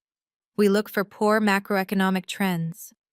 But what we found in your specific branch ledgers was not a market failure. It was a massive ongoing criminal enterprise. Marcus swallowed hard, a thick bead of sweat rolling down his dark skin, soaking into the collar of his ruined suit. I can explain the discrepancies, Marcus stammered, his deep voice cracking into a pathetic, high-pitched whine. It is a simple accounting error. My financial team mismanaged the quarterly projections, and I was trying to cover the gap before the regional audit. Julian let out a cold, sharp laugh that made the surrounding billionaires smirk in cruel amusement. A simple accounting error, Julian repeated, reading directly from the first page of the dossier. That is a fascinating way to describe 3 years of systematic corporate embezzlement. You did not mismanage quarterly projections, Marcus. You have been actively siphoning hundreds of thousands of dollars from your own clients' investment portfolios and routing them through a network of shell companies. Diana let out a sharp, confused gasp. Embezzlement, she repeated, looking wildly between her husband and Julian. No, that is impossible. Marcus makes a fortune. He is a senior executive. He does not need to steal money. He steals money because he is desperate to fund a life you know absolutely nothing about. Diana. Julian corrected her sharply, his eyes never leaving Marcus' sweating face. He steals money because paying the mortgage on your suburban mansion is only half of his monthly financial burden. The other half goes directly to a luxury penthouse apartment in the downtown district. An apartment leased under a dummy corporation that he specifically established to house his 24-year-old mistress. The entire VIP lounge collectively gasped. The silence that followed was absolute and suffocating. Diana's face contorted into a mask of pure, unadulterated horror. She turned slowly to look at her husband, her jaw unhinged. A mistress. Diana choked out the words, scraping against her throat like broken glass. Marcus, tell me he is lying.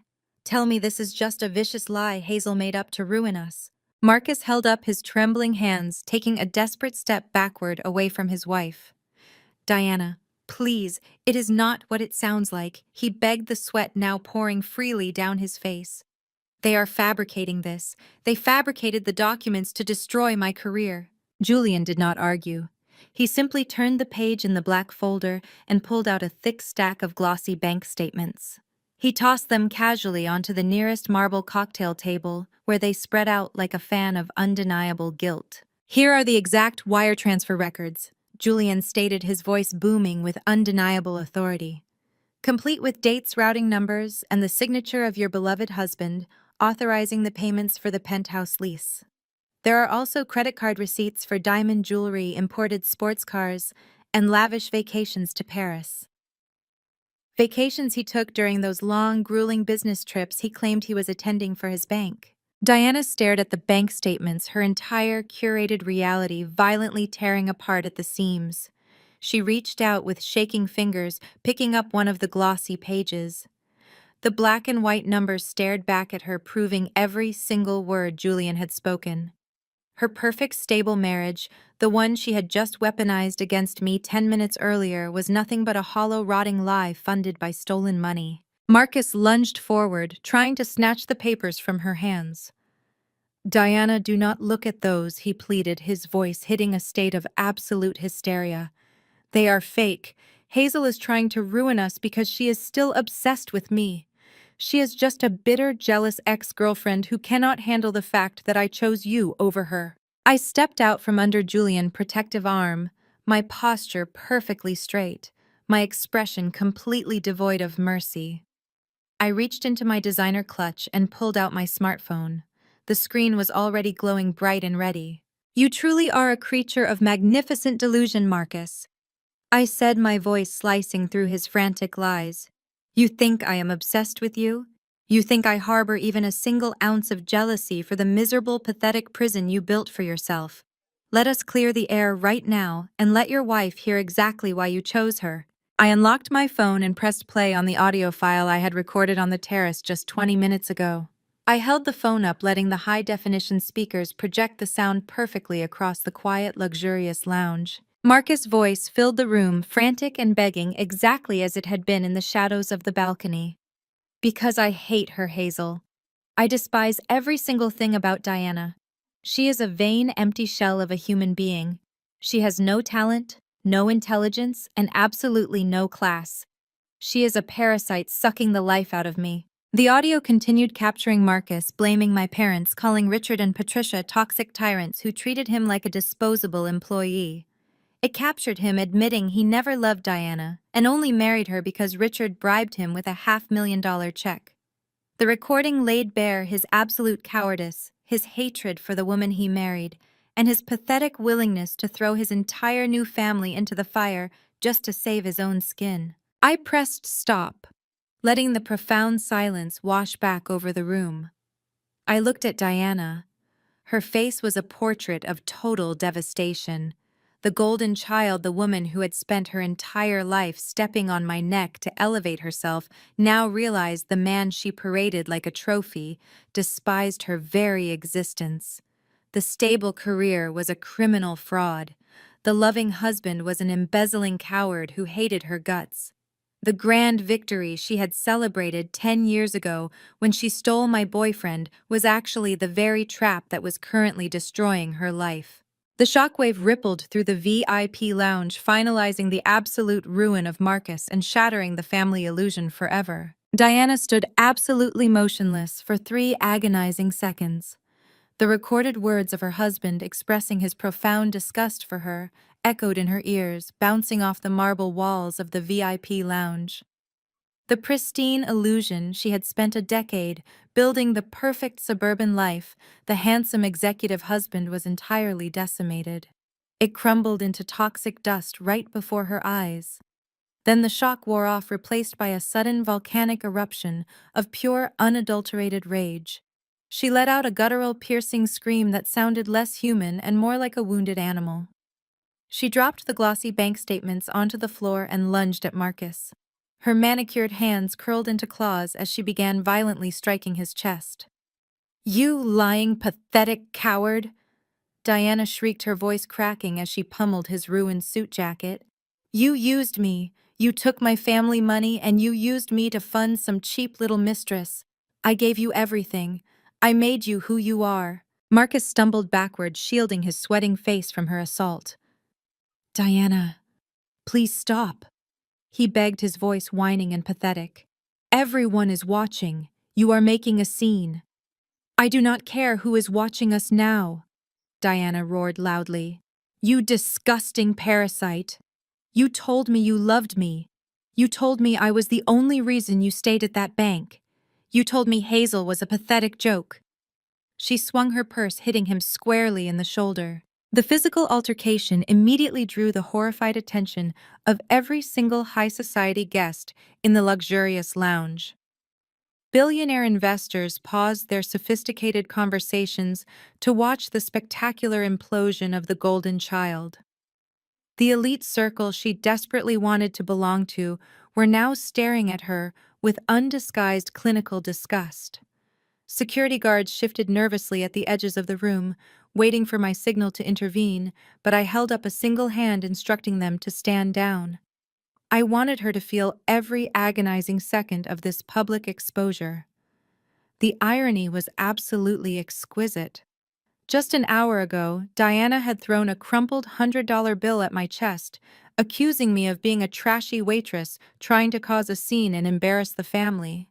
Now she was the one screaming like a deranged banshee in the middle of the most exclusive networking event of the decade. She was putting on a free theatrical performance of her own catastrophic failure for the exact demographic she worshipped. Patricia rushed forward, trying to pull her golden child away from the physical assault.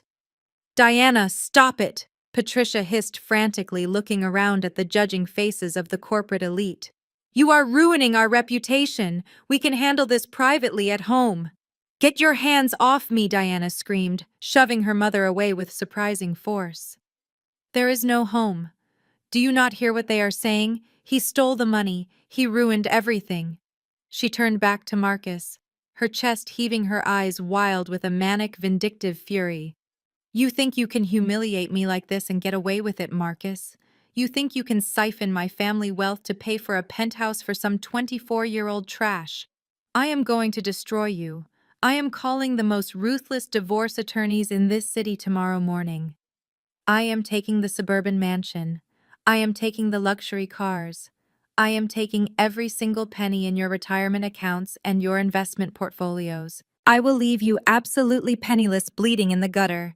You will not even have the bus fare to go cry to your little mistress." I listened to her delusional screaming and felt a profound, chilling pity wash over me.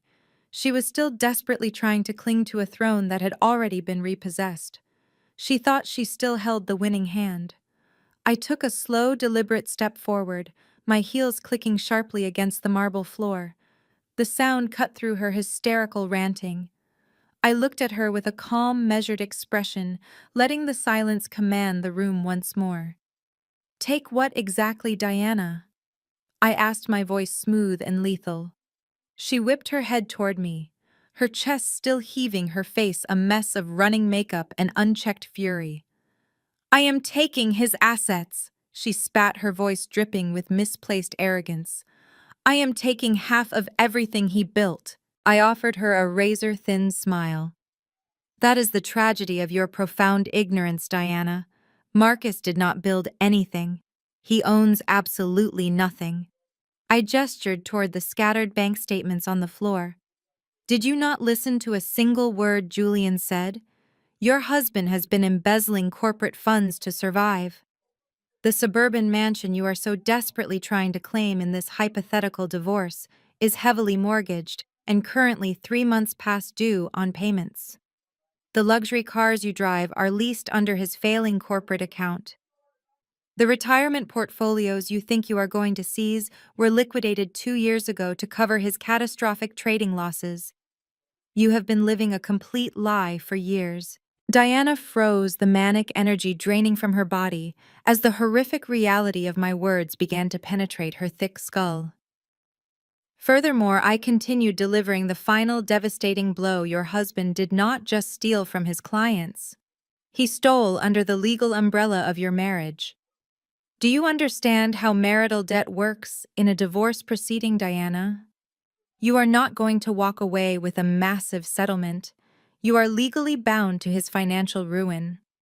When the federal investigators audit his accounts next week, they will look at your designer bags, your diamond bracelets, and your lavish vacations. They will see that you directly benefited from stolen funds. You are not taking half of his assets. You are inheriting half of his $10 million deficit. You are millions of dollars in the red, Diana. You are completely bankrupt. Diana collapsed to her knees on the cold marble floor, sobbing uncontrollably, as the horrifying reality of her massive debt crushed the remaining breath from her lungs. Seeing his golden child completely neutralized, Richard did exactly what a cornered rat does. He chewed off his own limb to survive. He physically stepped away from his weeping daughter, leaving her stranded in her misery, and turned his desperate, sweating face back toward Julian. He aggressively smoothed his outdated tie, completely abandoning Marcus and Diana to their financial execution. Mr. Vanguard, please, you must understand that my investment firm operates completely independently from whatever criminal mess my son-in-law has created, Richard pleaded, his voice shaking with cowardly desperation. He held his hands up in a placating gesture, throwing his chosen family under the bus without a single ounce of hesitation. I had no idea Marcus was embezzling funds. I am a victim of his deception just like his clients. My company is a legitimate legacy enterprise built on trust. If you would just look at my portfolio, you will see that I am a prime candidate for your corporate buyout program. It was a breathtaking display of paternal betrayal. I leaned against Julian, watching my father sacrifice his beloved daughter and hand-picked son-in-law just to save his own miserable skin. Julian's expression remained carved from absolute ice. He did not blink. He slowly turned the thick parchment page inside the heavy black Vanguard folder. The crisp sound of the paper turning echoed sharply in the silent VIP lounge. He scanned the document for a fraction of a second before lifting his piercing gaze back to Richard. Independent Julian repeated, tasting the word with profound clinical disgust. A legitimate legacy enterprise. That is a highly imaginative way to describe a criminal syndicate, Richard. I did look at your portfolio. My entire forensic accounting team spent the last 48 hours tearing your corporate ledgers apart piece by piece. Richard swallowed hard, a fresh wave of panic washing over his features. The corporate ledgers are perfectly balanced, he stammered, taking a nervous step backward. We just need a short-term liquidity bridge to manage our current growth phase. Julian let out a dark, lethal laugh. You have not experienced a growth phase in a decade, Richard. You have not made a single legitimate trade or closed a profitable acquisition in 24 months.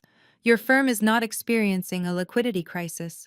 You are running a textbook Ponzi scheme. The word dropped like a live grenade into the center of the luxurious room. Several billionaire investors standing nearby physically stepped away from Richard, as if his financial ruin were a contagious disease. Patricia gasped, clutching her pearl necklace so tightly the string threatened to snap. You have been using the capital from new unsuspecting investors to pay fake dividends to your older clients. Julian explained, his voice booming with undeniable authority. You fabricated quarterly profit reports to hide the fact that your core accounts are entirely empty. You are a fraud, Richard. You are operating a house of cards built on massive federal felonies. That is a lie, Richard shouted, his voice cracking with sheer terror. We have tangible assets backing every single one of our portfolios. We have massive real estate holdings. Julian slowly turned his head, shifting his lethal gaze away from Richard and locking it directly onto Patricia.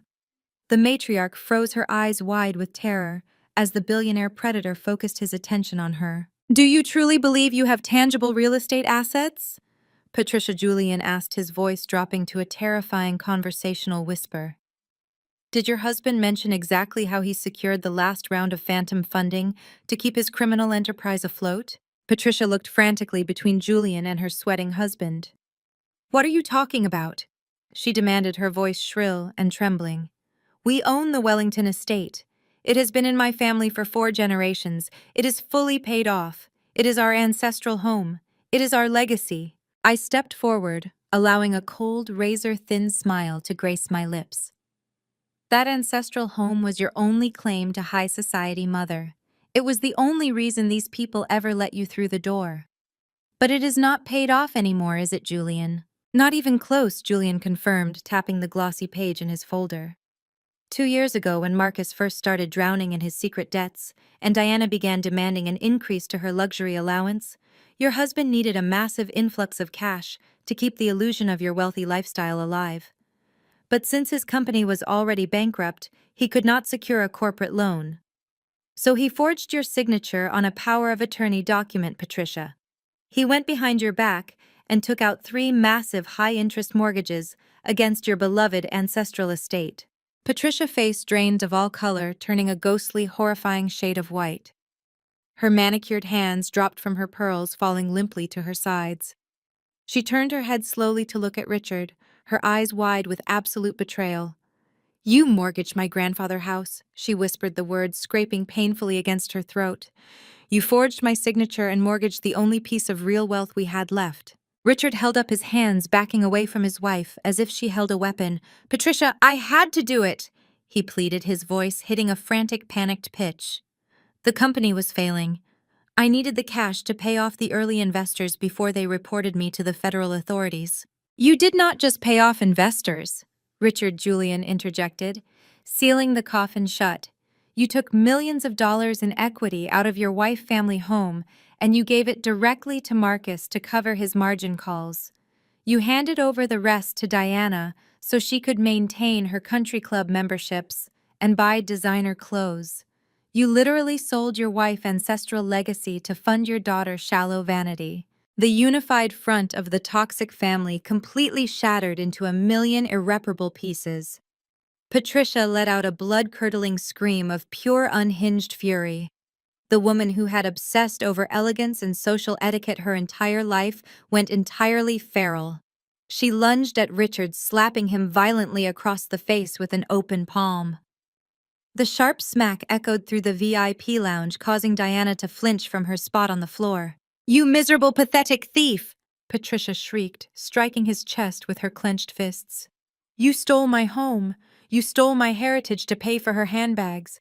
I gave you everything. I elevated you from the gutter, and you sold my family estate behind my back. Richard grabbed her wrists, shoving her away with desperate, aggressive force. I did it to keep up your ridiculous appearances, Richard roared back, his face twisted in a vicious, ugly snarl. You demanded the country club memberships, Patricia.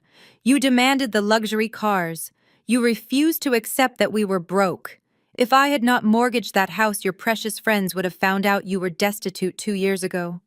I committed federal crimes just to keep a roof over your ungrateful head. They screamed at each other, their voices echoing with decades of hidden resentment, toxic greed, and profound hatred. The wealthy onlookers watched in absolute disgusted fascination as the patriarch and matriarch tore each other apart like wild rabid animals, fighting over a scrap of rotting meat. Their polished aristocratic facade was completely gone, leaving nothing but the ugly bankrupt truth exposed for the entire world to see. I stood safely beside my powerful husband, watching the fire consume them, and felt absolutely nothing but pure, sweet vindication. The violent screaming match between Richard and Patricia suddenly ground to a halt. The sheer exhaustion of their mutual hatred seemed to drain the last remaining ounce of fight from Patricia. She looked around the luxurious VIP lounge, her eyes darting frantically from the disgusted faces of her former social circle to the imposing, impenetrable figure of Julian, standing firmly by my side. The reality of her absolute, irreversible ruin finally bypassed her stubborn, lifelong denial. She was actively losing her ancestral home. She was losing her highly curated status. She was facing imminent federal investigations and unprecedented public disgrace. Richard was a sinking stone, and Diana was a bankrupt, humiliated liability. There was only one financial lifeline left in the entire room, and it was the very woman she had spent 33 years actively trying to destroy. Patricia turned her tear-streaked, panicked face toward me. The haughty, untouchable matriarch who had spent my entire life looking down her aristocratic nose at my dreams completely vanished. She stumbled forward, her knees buckling violently beneath the crushing weight of her catastrophic failure.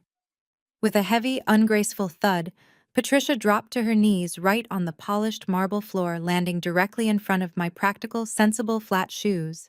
The collective gasp from the surrounding billionaires was audible, a sharp intake of breath that echoed through the quiet room. Patricia, a woman who prided herself on absolute poise, emotional control, and social dominance, was now weeping hysterically at the feet of the daughter she had continuously dismissed as a pathetic waitress.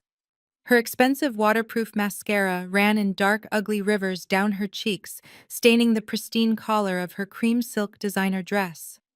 She reached out with trembling, desperate hands, grabbing desperate handfuls of the fabric of my trousers.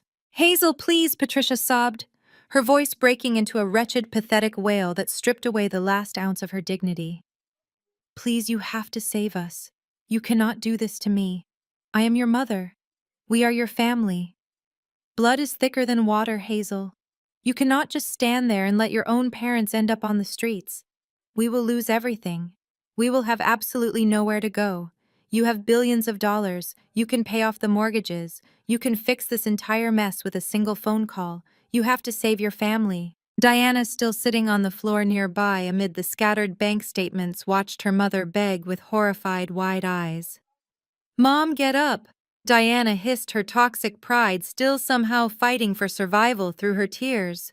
"Do not beg her. Do not give her the satisfaction." But Patricia ignored her golden child, keeping her desperate, pleading eyes locked entirely on me. I looked down at the woman groveling at my feet. I did not feel a single shred of sympathy. I did not feel the familiar toxic guilt she had systematically programmed into my brain since childhood. I only felt the cold, hard, unshakable certainty of a survivor who had finally outgrown her abuser. I gently but firmly pried her desperate fingers off my clothing and took a deliberate step backward, forcing her to look up at me from the cold, unforgiving floor. "Blood is thicker than water," I repeated slowly, letting the famous proverb hang heavily in the tense, quiet air of the VIP lounge. "That is a fascinating choice of words, Patricia, but you seem to conveniently forget the actual original meaning of that phrase. The blood of the covenant is thicker than the water of the womb. It means the bonds we actively choose to make in this life are infinitely stronger than the mere biological accidents of our birth. And you made your choices very clear 10 years ago." Patricia shook her head wildly, crying out in desperate denial. "I was trying to protect you. I was trying to do what was best for everyone. I did not want you to struggle." "You were trying to secure a shiny new asset for your golden child," I corrected her, my voice slicing through her pathetic retroactive lies with surgical precision. 10 years ago, you looked at my heart. You looked at my future, and you slapped a clearance price tag on it. You sat in your beautiful, unmortgaged ancestral home and wrote a $500,000 check to buy the man I loved, simply because Diana wanted a handsome executive on her arm and lacked the personality to secure one honestly. You sold me out for $500,000, Patricia. You watched me pack my bags completely broken and entirely alone, and you did not shed a single tear. You did not care if I ended up on the streets back then. You only cared about elevating Diana and her social standing. "And let us not pretend this is ancient history," I continued, my voice echoing with unyielding, terrifying authority. "Less than 45 minutes ago, you dragged me into a dark, hidden alcove. You dug your manicured nails into my skin until I bruised. You shoved 5 crumpled $100 bills into my pocket and commanded me to use the service elevator so my presence would not ruin your desperate networking attempts. You treated me like a repulsive, contagious disease you needed to hide from the public.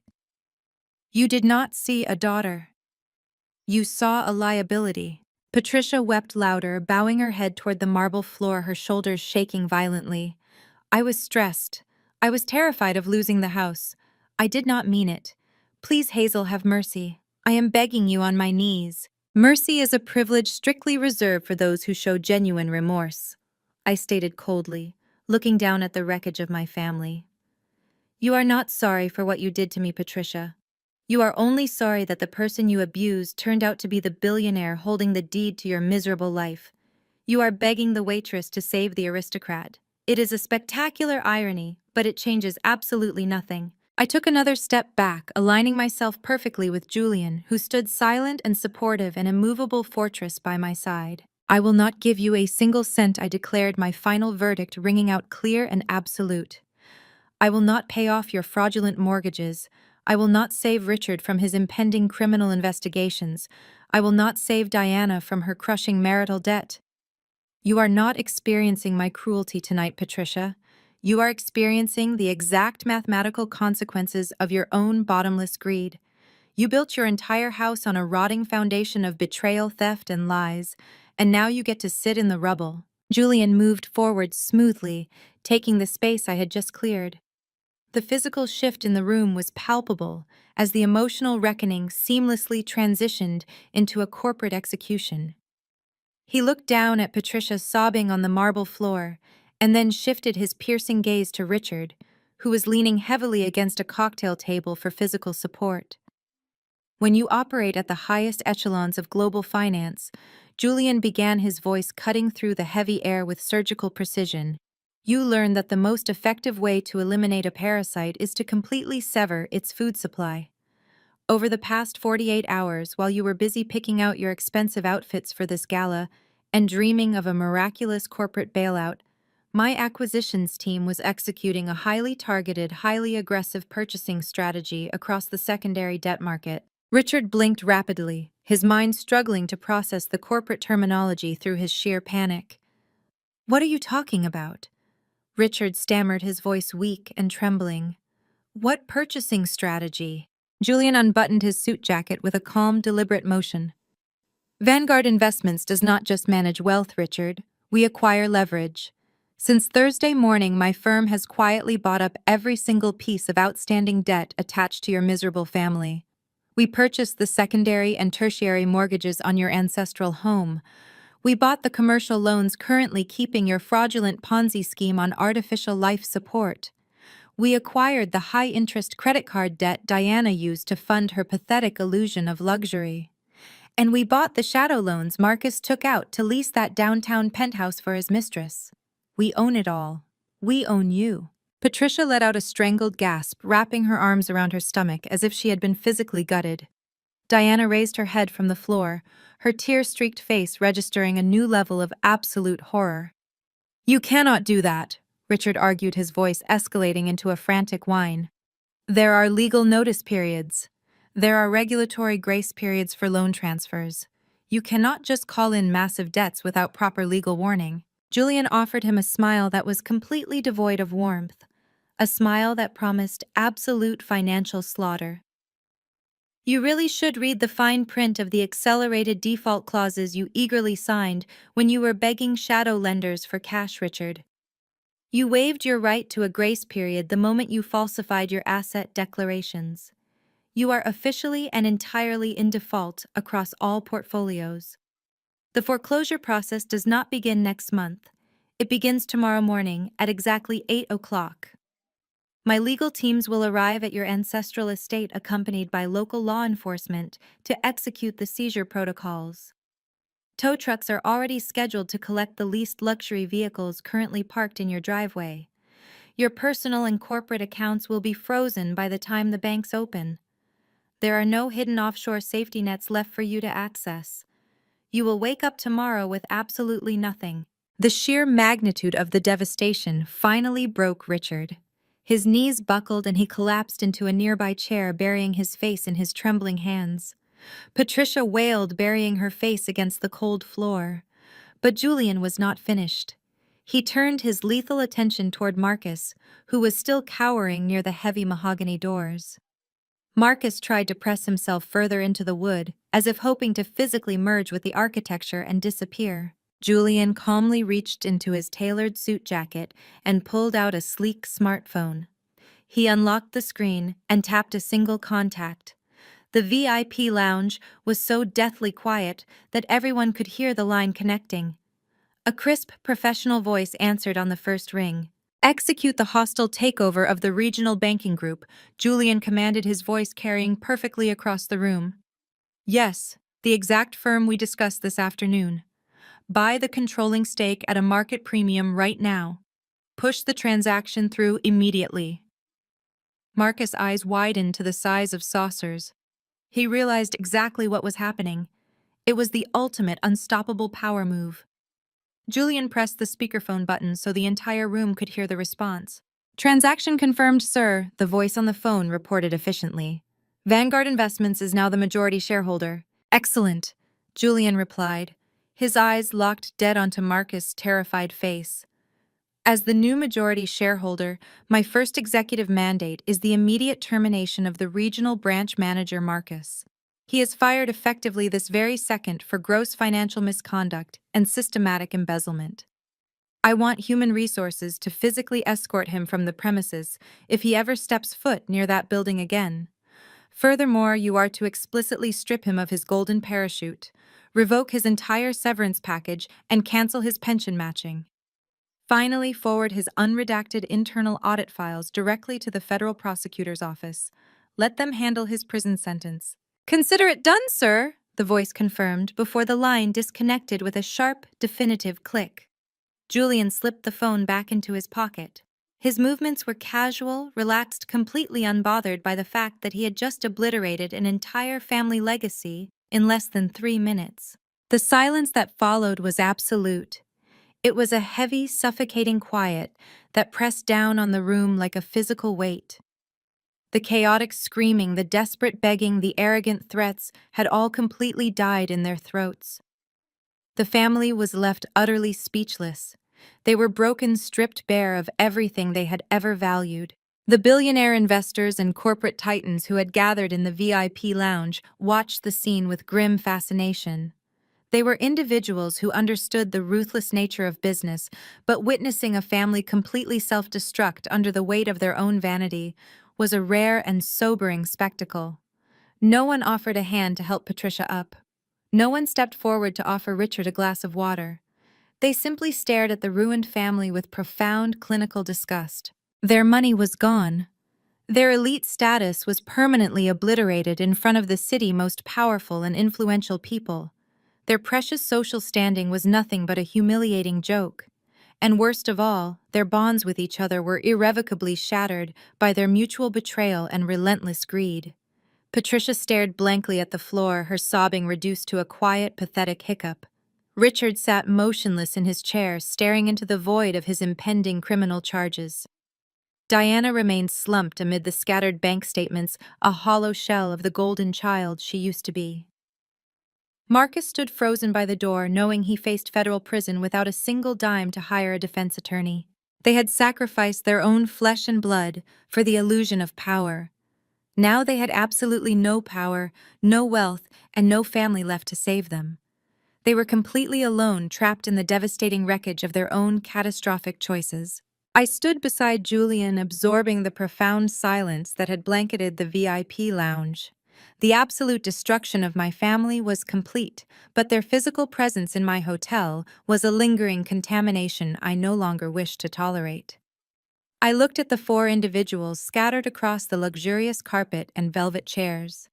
They were breathing monuments to greed and arrogance, completely stripped of their gilded armor. I turned my head slightly and made a brief, sharp gesture with my right hand. From the polished corridor leading into the lounge, Thomas emerged. He was the head of security and the event manager. He was also the exact same man Diana had loudly insulted earlier in the evening when she assumed he was nothing more than a subservient employee, coming to apologize for my existence. Thomas stepped into the light, his posture impeccably straight, his expression carved from stone.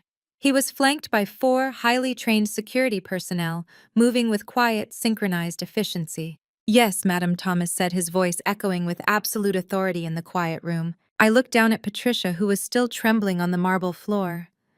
I looked at Richard slumped in his chair. I looked at Marcus cowering by the mahogany doors. And finally I looked at Diana, whose ruined face was a masterpiece of envy and despair. Thomas, I said, my voice projecting clearly so every billionaire in the room could witness the final act of this execution. These 4 individuals are no longer welcome on the premises of any Horizon Hospitality property globally. Their presence here tonight has expired. Please escort them off the property immediately. Thomas nodded briskly. Shall I use the freight elevator and the service exit as Mrs. Patricia previously suggested for you, madam? The poetic irony of his question hung in the air. Patricia let out a strangled sob, burying her face in her hands. I offered a cold, razor-thin smile. Absolutely not, Thomas. We operate a transparent establishment. We have nothing to hide from the press or our esteemed guests. You will escort them directly through the center of the grand ballroom. You will take them down the grand sweeping staircase, and you will walk them straight out the front doors of the main lobby. Let them experience the full grandeur of the exit. The security team moved in with swift, uncompromising precision. 2 guards hoisted Richard from his plush chair, gripping him by the arms of his outdated suit. He did not fight back. He was a hollow vessel completely drained of the tyrannical energy he had wielded for decades. A 3rd guard stepped toward Patricia. She scrambled backward on her hands and knees, her expensive silk gown tangling around her legs, before she was hauled unceremoniously to her feet. The 4th guard grabbed Marcus by the collar, propelling the disgraced, embezzling executive forward with a rough shove. Thomas personally approached Diana. She shrank away from him, her fake diamonds clinking against the marble table, but he firmly gripped her elbow, pulling her upright. The procession out of the VIP lounge was a parade of absolute humiliation. As the heavy mahogany doors swung open, the bright lights and bustling energy of the grand ballroom hit them like a physical blow. Hundreds of elite investors, tech moguls, and international socialites stopped their conversations to watch the spectacle. The very people Richard and Patricia had spent their entire lives trying to impress were now staring at them with unfiltered, clinical disgust. The security guards marched them straight down the center aisle.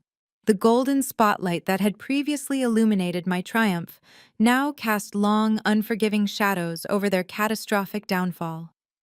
The wealthy elite physically stepped back, parting like the Red Sea to avoid touching the disgraced family, as they were forcefully paraded through the opulent venue. As they reached the grand staircase leading down to the main lobby, the press pool caught sight of the commotion. The journalists, who had been eagerly waiting for a story, suddenly realized they were witnessing the total collapse of a prominent socialite family. Camera flashes erupted in a blinding strobe light effect. Questions were shouted rapidly, cutting through the opulent atmosphere. Reporters demanded comments on the Vanguard debt acquisition, the massive corporate embezzlement, and the fraudulent mortgages. Richard hid his face behind his shaking hands. Patricia sobbed openly, her aristocratic facade entirely shattered by the aggressive clicking of camera shutters capturing her profound disgrace. Marcus kept his head bowed, staring at the floor, as the media documented his highly public corporate execution. Diana was the last in the procession, being guided firmly toward the exit by Thomas. Halfway down the grand staircase, she suddenly dug her heels into the carpeted steps, fighting against the security guard grip. She ripped her arm free and turned around. She looked back up the grand staircase toward the balcony of the VIP lounge where I stood safely anchored beside my powerful billionaire husband. The distance between us was vast, both physically and metaphorically. The camera flashes illuminated her ruined face. Thick black mascara ran in ugly, jagged rivers down her cheeks, mixing with her tears and staining the collar of her cheap sequined gown. For her entire life, Diana had viewed our relationship as a fierce zero-sum competition. She had gloated when my parents paid off my boyfriend. She had paraded Marcus around like a stolen trophy. She had built her entire identity on the delusion that she was inherently superior to me. but standing on those stairs bathed in the harsh flashing lights of the media, with her fraudulent marriage exposed and her family finances completely obliterated, the brutal reality finally shattered her lifelong delusion.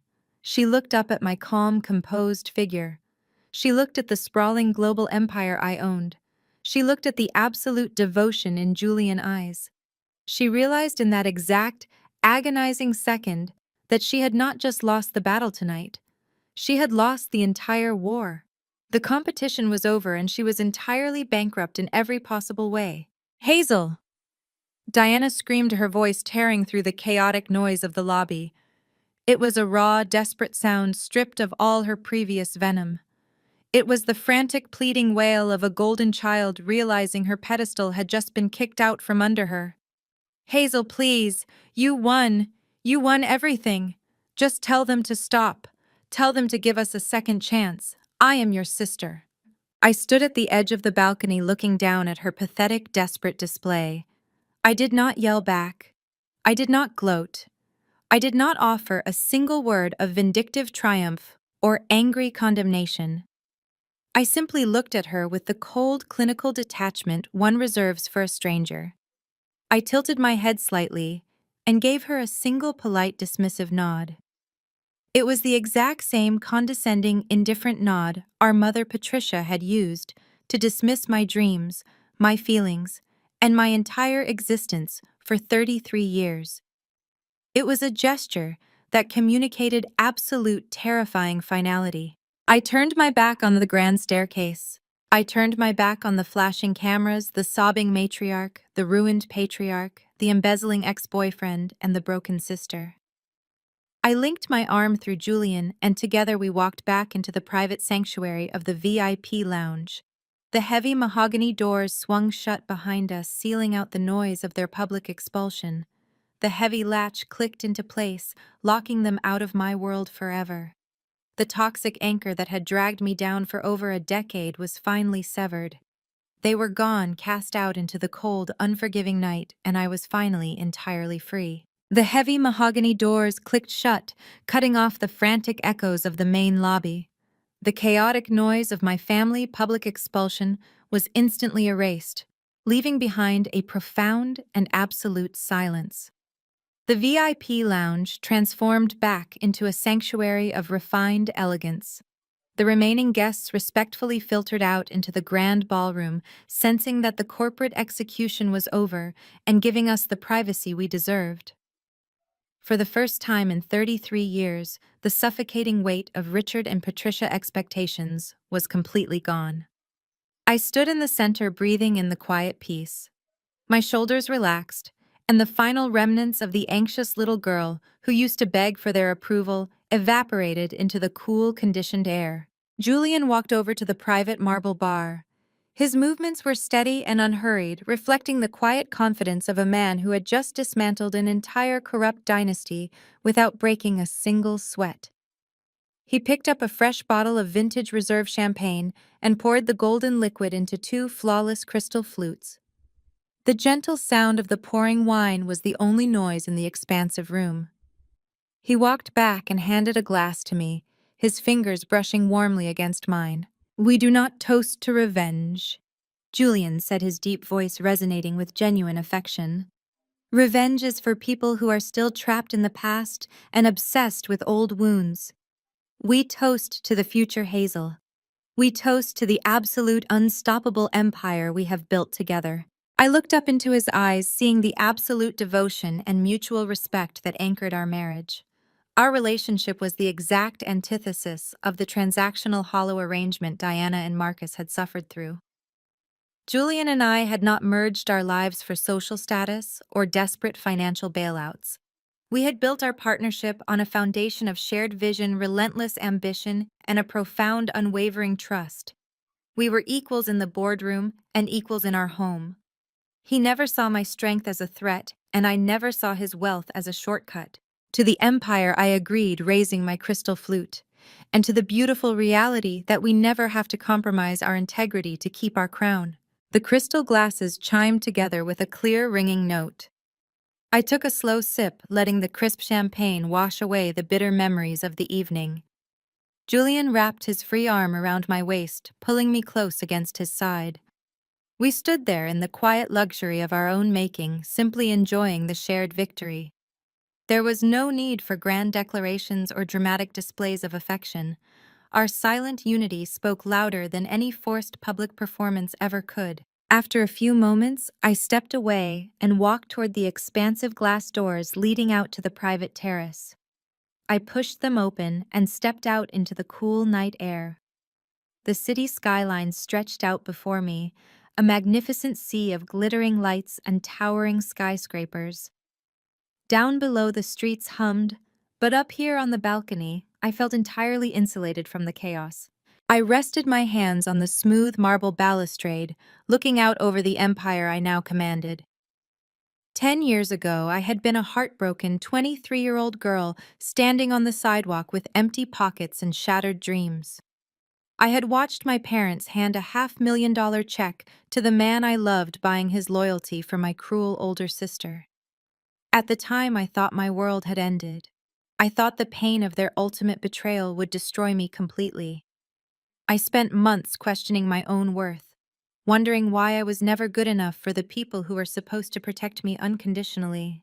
But as I looked out at the towering hotels and corporate headquarters bearing my company logo, I realized a profound and beautiful truth. Being thrown away was not my destruction. It was the absolute catalyst for my total freedom. If Richard and Patricia had supported me, I would have remained trapped in their toxic ecosystem forever. I would have spent my entire life shrinking myself to fit into their narrow, conditional definition of success. If Marcus had stayed with me, I would have married a weak, greedy coward who would have eventually drained my spirit and my ambition. Their cruelty was the very fire that forged my resilience. Their rejection forced me to stop seeking validation from a family that was completely bankrupt of basic human decency. Because they broke my heart 10 years ago, I was forced to build my own armor. Because they left me with absolutely nothing, I had to learn how to build an empire from scratch. Every painful lesson they taught me became a vital stepping stone on my path to becoming a truly unstoppable executive. I realized tonight that I did not survive their abuse despite the odds. I conquered the world precisely because they set me completely free. I took a deep breath. I felt a tremendous sense of gratitude wash over me. Not gratitude for their actions, but gratitude for the magnificent destiny their betrayal had unwittingly unlocked. I was the founder of a global hospitality group. I was the wife of a man who worshipped the ground I walked on. I was a titan who bowed to absolutely no one. I turned my face toward the camera, breaking the invisible barrier between my story and you. I want you to listen to me very carefully. Sometimes the betrayal of your own flesh and blood is the universe's way of clearing a path for your true destiny. When the people you love walk away from you, they are simply making room for the incredible life you are actually meant to live. Let them go and use that empty space to build your own impenetrable crown. Have you ever had to thank someone for walking away? Share your story in the comments below. And subscribe for more. The story of Hazel illustrates that rejection is often the universe's most profound redirection. When those who should protect us choose to break us, it feels like a tragedy. However, being discarded by a toxic family wasn't her destruction, it was her ultimate liberation. Stripped of conditional love and manipulative expectations, she forged her own armor and built an empire from scratch. Her journey proves that true security and self-worth come entirely from within, never from appeasing those who undervalue you. Have you ever turned a painful betrayal into your biggest success? Share your story and comment below.